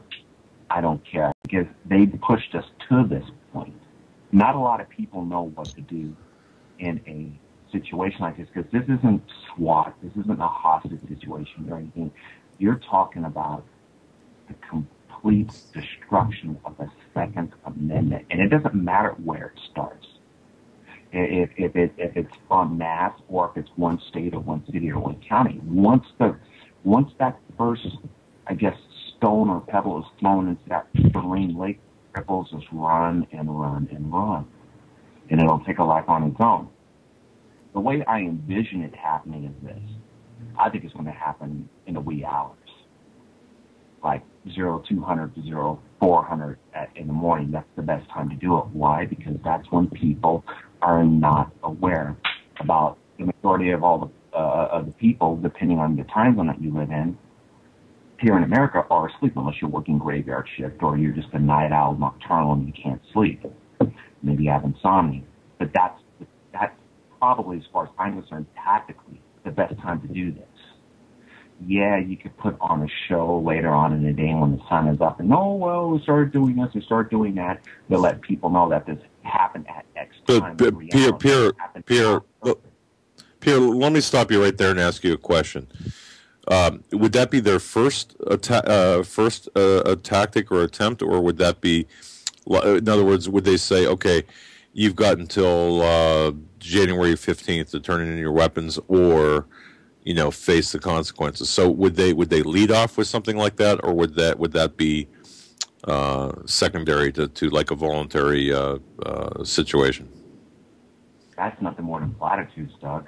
And the reason why I say it's nothing more than platitudes is because they would have already started at the key areas that were hot to implement it. The way this is how I would do it. To put myself into the enemy's shoes is this: I would go in at X time, like I said, between 0200 hours in the morning to 0400 in the morning. Perfect. 2, I would get cell phone jammers. Not hard to get, not expensive. It's about the size of, say, a little. You know how those the Postal Service has those like priority mail boxes where we've seen them. Boxes that you deliver. Yeah, imagine a device being that size. All you have to do is flip the switch on. Depending on the power and output of the device, can jam cell phones in the area. So now you have no communications. So no one can text, no nothing. The strike teams will go on in, on an alternate frequency on attack radios to do what they have to do. And their mission orders is probably going to be simple. Either be brutal and non-lethal and get it, and then get the people, hence the detainment part of the NDAA, or be brutal and lethal and then take whoever you can. I mean, this could be a wet works off or won't be, but I'm thinking it's going to be wet works, just to send the message, because you have to remember, when you put something out on the media, like how it was in the 80s where we said, we won't cater to terrorism, blah, blah, blah, blah. So you give them attention, it gives them power. Well, in this instance, should accidental deaths happen due to resistance of lawful force or whatever they want to call it, that would subliminally put into the minds of the people who are unsure that it's just straight out best to surrender. You see where I'm going with this? Therefore, now what they have succeeded in doing psychologically is cutting down the fighting spirit of the individuals who are thinking about it by half or more. So that would be, I guess, less bloodshed for them to handle that they would have to deal with. But they are expecting a fight, I believe.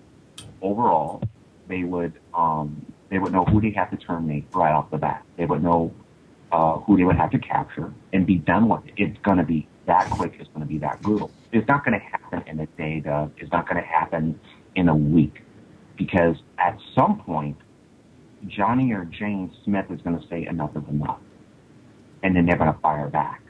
And then that's going to be the second shot that's going to be heard around the world. Then it's going to be on. And if you want to really get down to the nitty-gritty to asking, well, how this fight's going to go down, Pierre, simple. It's going to be guerrilla warfare.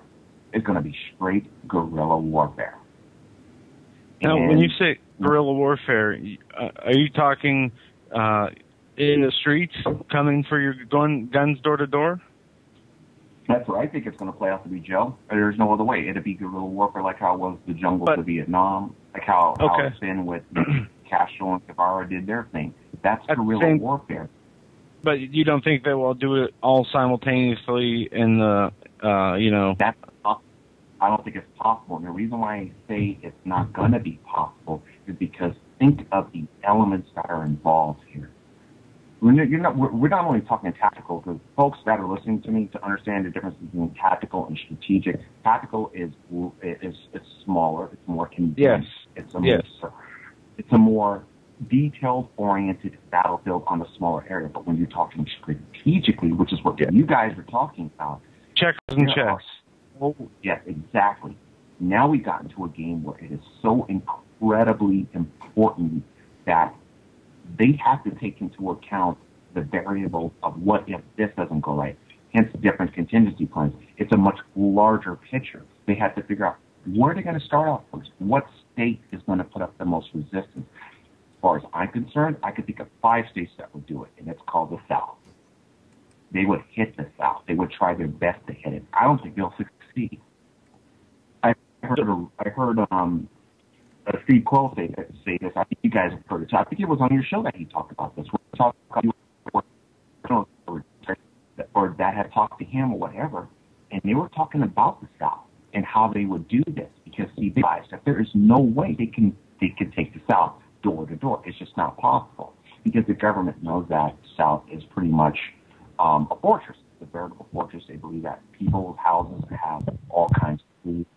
They have all kinds of weapons there. We're going to suffer more casualties on the ground than we can handle. So now we're going to go do something called yard burrowing. I remember hearing this. And I'm like, well, what's yard burrowing in my head? And he started explaining it. Now, that's no different than an ARC-like operation in Vietnam, which is what a squadron of B-52s carpet bombing areas and sopping them up. Then everyone else rolls on in and picks up the ashes afterwards.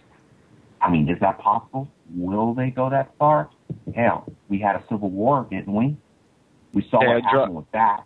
They dropped drones on children and funeral goers in other countries. Oh, yeah, it's like that, Joe. It's like in the middle. It's like you and I can do a handshake, and they can drop a hellfire in the middle of a funeral procession or at a wedding procession. Really? Mm-hmm. And they say it's okay to kill one terrorist at a wedding of 250 with 249 other civilians or something like that. That's their policy. That's their policy, but it's also part of the policy to create and foment more enemies for us to fight. Because when you think of the consequences of that, that's just more enemies for Uncle Sam to fight. Now that gives us more reason to stay over there and fight. You follow where my train of thought's going with that?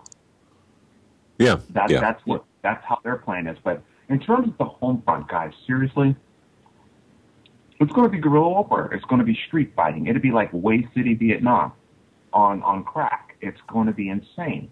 There's no way they're going to expect these gangs to stand down and turn the weapons. They're not. These guys claim the turf they had ever since the inception of their gangs. You're not going to give their neighborhoods up or let their loved ones go down. Not all gangbangers, folks, and I'm not advocating this, not all gangbangers are bad people, but when you're raised in a culture that has low poverty, designed to have no hope, designed to be beaten down and browbeaten, they have to fall back on their own, thus forming their own little enclave.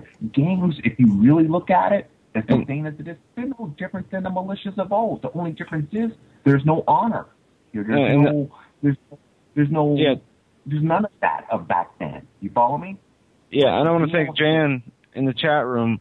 We read an article twice, 2 days in a row, about the streets that will be patrolled by the police. And if you are outside, you will be stopped, asked where you're going, and to show your ID. And if you do not provide your ID, according to the mayor of this town in Arkansas, you're obstructing governmental procedure. Yeah. And this is martial law. Yeah. That is martial law, and there's no way of cutting it. They're trying to paint it a different picture. It's no different than if we look at the economic half of this. Everyone's saying we're in a recession. Anyone who's in his chat room, anyone who listens to you guys, who's heard of the name of Max Kaiser or Gerald Solente, would know that we're not in a recession. We are in a depression. We have been. They don't want to acknowledge it because they're afraid, Joe and Doug, because if they admit it, it would jump the gun against their plans. You follow what I'm saying? It's It's an orchestrated attack. It's a three-pronged attack, Pierre and Joe. It's three-pronged. It's against our economy.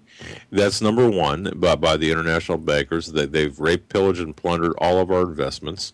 And if you have, and folks, if you've got liquid assets in the bank, I'm not suggesting you run out and take everything out of the bank, right? I'm not suggesting that. But what I am suggesting is you convert your cash into either precious metals or metals, bullets, brass, bullets, or what is that? Brass, bullion, bullets, and butter, beans. Basically. Yeah, or beans. Yeah.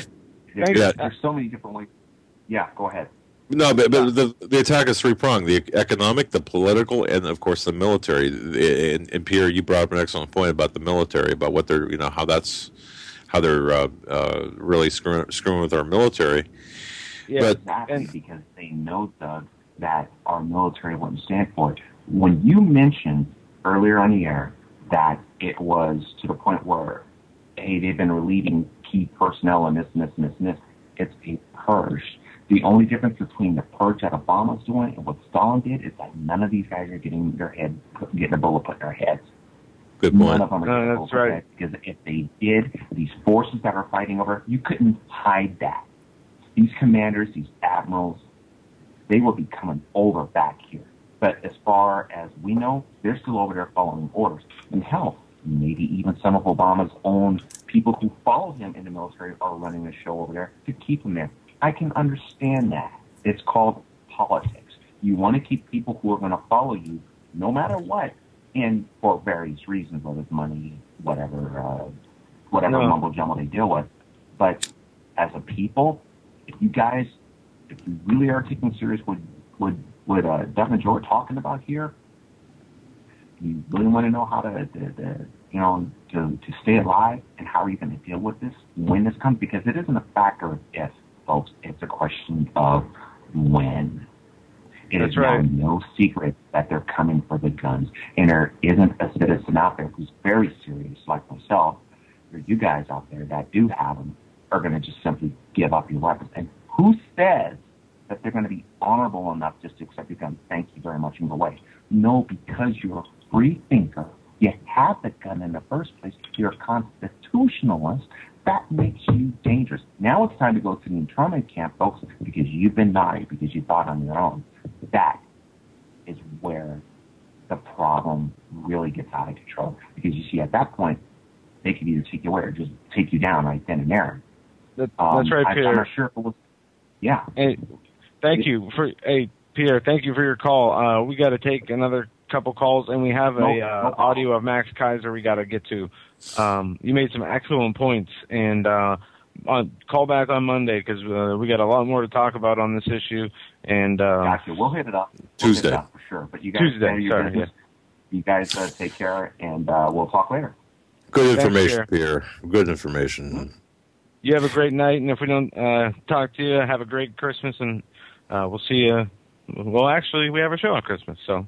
Yeah, and by the way, folks, just for the people who are listening, we will be live Christmas night, and of course the rest of the week. The only replay we will do is Christmas Eve. I think that we owe that to the listeners.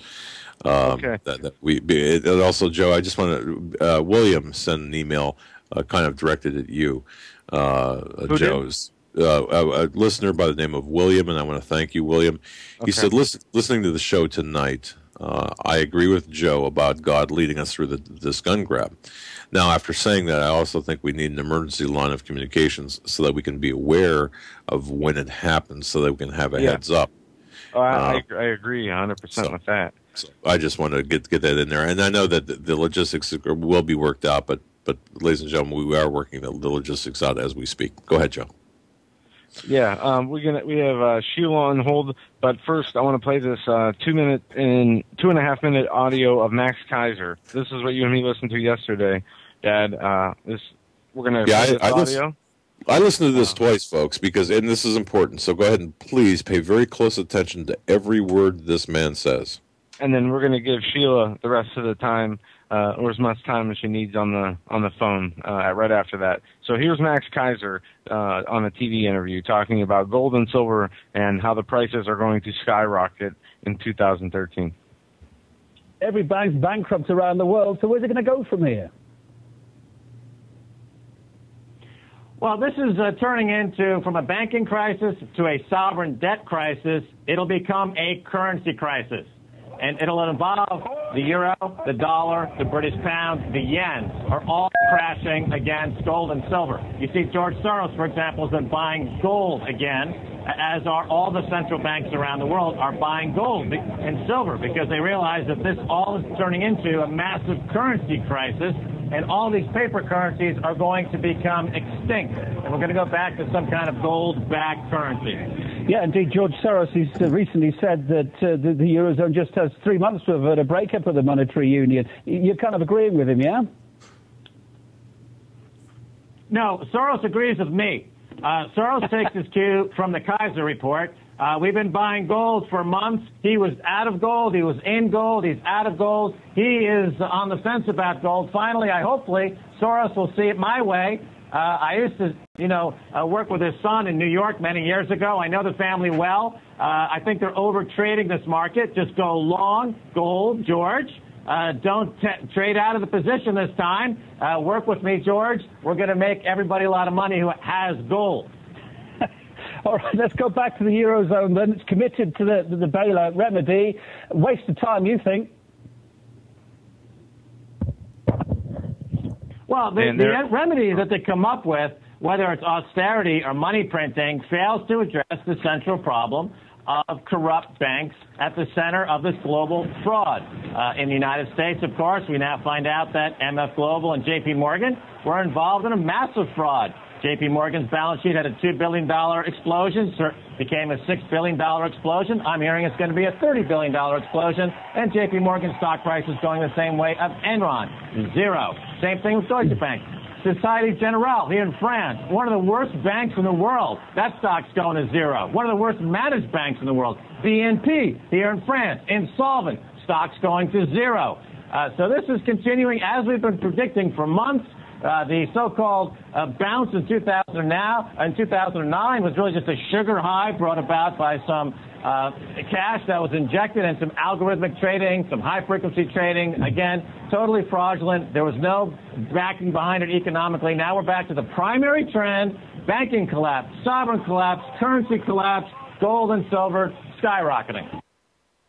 And you know what, Joe? That's and folks, that's exactly what's behind this gun grab, because what they're doing is they're raping the American public. They're taking all of our money, and yeah, I mean, that's the term raping, and they are in more ways than one. The TSA, really, physically raping. Whether if you say molestation and rape are two separate things, I don't believe so. They're the same thing. Sexual abuse is the same damage regardless, no matter what kind of sexual abuse. That's one thing. Two, they are pillaging our money. They have confiscated all the wealth, all the opportunity out of this nation. Yeah, and that's what, and it's only after they get the money, or they're gonna. I mean, well, I shouldn't say only after, but simultaneously taking our money and taking our guns. So we're going to be a nation of serfs, of slaves, of those who don't resist, or those who roll over, acquiesce to the say, oh well, I guess this is the new normal because the economy is bad, or things. You see, it's all an illusion. It's all magic. we got to take Sheila. I'm going to bring Sheila on right now. While I do, I want to talk on this Huffington Post news piece. To live and die in America, folks. If you find the HuffingtonPost.com, to live and die in America, and hi Sheila, we just brought you on. It goes through and lists in maybe 16 font size, bold letters, a bunch of shootings. 3 shot and killed in Michigan.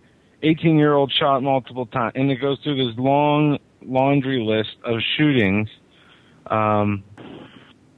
Wait! Before we bring Sheila on, just to be clear, look, Chicago, the most draconian drug laws in the country, and in 2012, this year, there have been let's see how many people here, or how many young children. There have been more shooting deaths in Chicago than any other city this year. 446 gun laws. Right, Yeah. 446 school-age children shot in Chicago so far this year. Well, no, that's gun control. That's gun control. Right. So does it work? Of course not. Hi, Sheila. Hi, guys. You guys done really good tonight with the problems you're having with the weather. Kudos to you guys. Thank you. Thank you. Kudos to you, too. Yeah. Frank Lautenberg came out today, and he's screaming for the gun ban here in New Jersey as well. You know, people need to not talk about having their guns, because at this point, I think we're in a place right now where your neighbor will turn you in if you got one. Oh, Sheila, you're right on the money. And folks, please listen to what Sheila just said. Do not, please, if you have a stockpile of food, if you have weapons, if you have silver or gold, please do not, and this sounds crazy, don't let your neighbors know, just keep it to yourself. And if that sounds unbiblical, I'm sorry, but now we are in a new area of betrayal. Your own family will be betraying you. I guarantee it. Yep. Yeah, I was thinking about this when you were talking back and forth there, that, you know, with so many people stepping up and turning over their weapons, I can't believe they're even doing that, but they are. That just tells me right there that they'll probably be stupid enough to, hey, well, my next door neighbor's got a gun. But, you know, you just don't tell anybody about it. But I had a situation one time. I've never owned a gun, but if I want one, I want to be able to go get one, okay?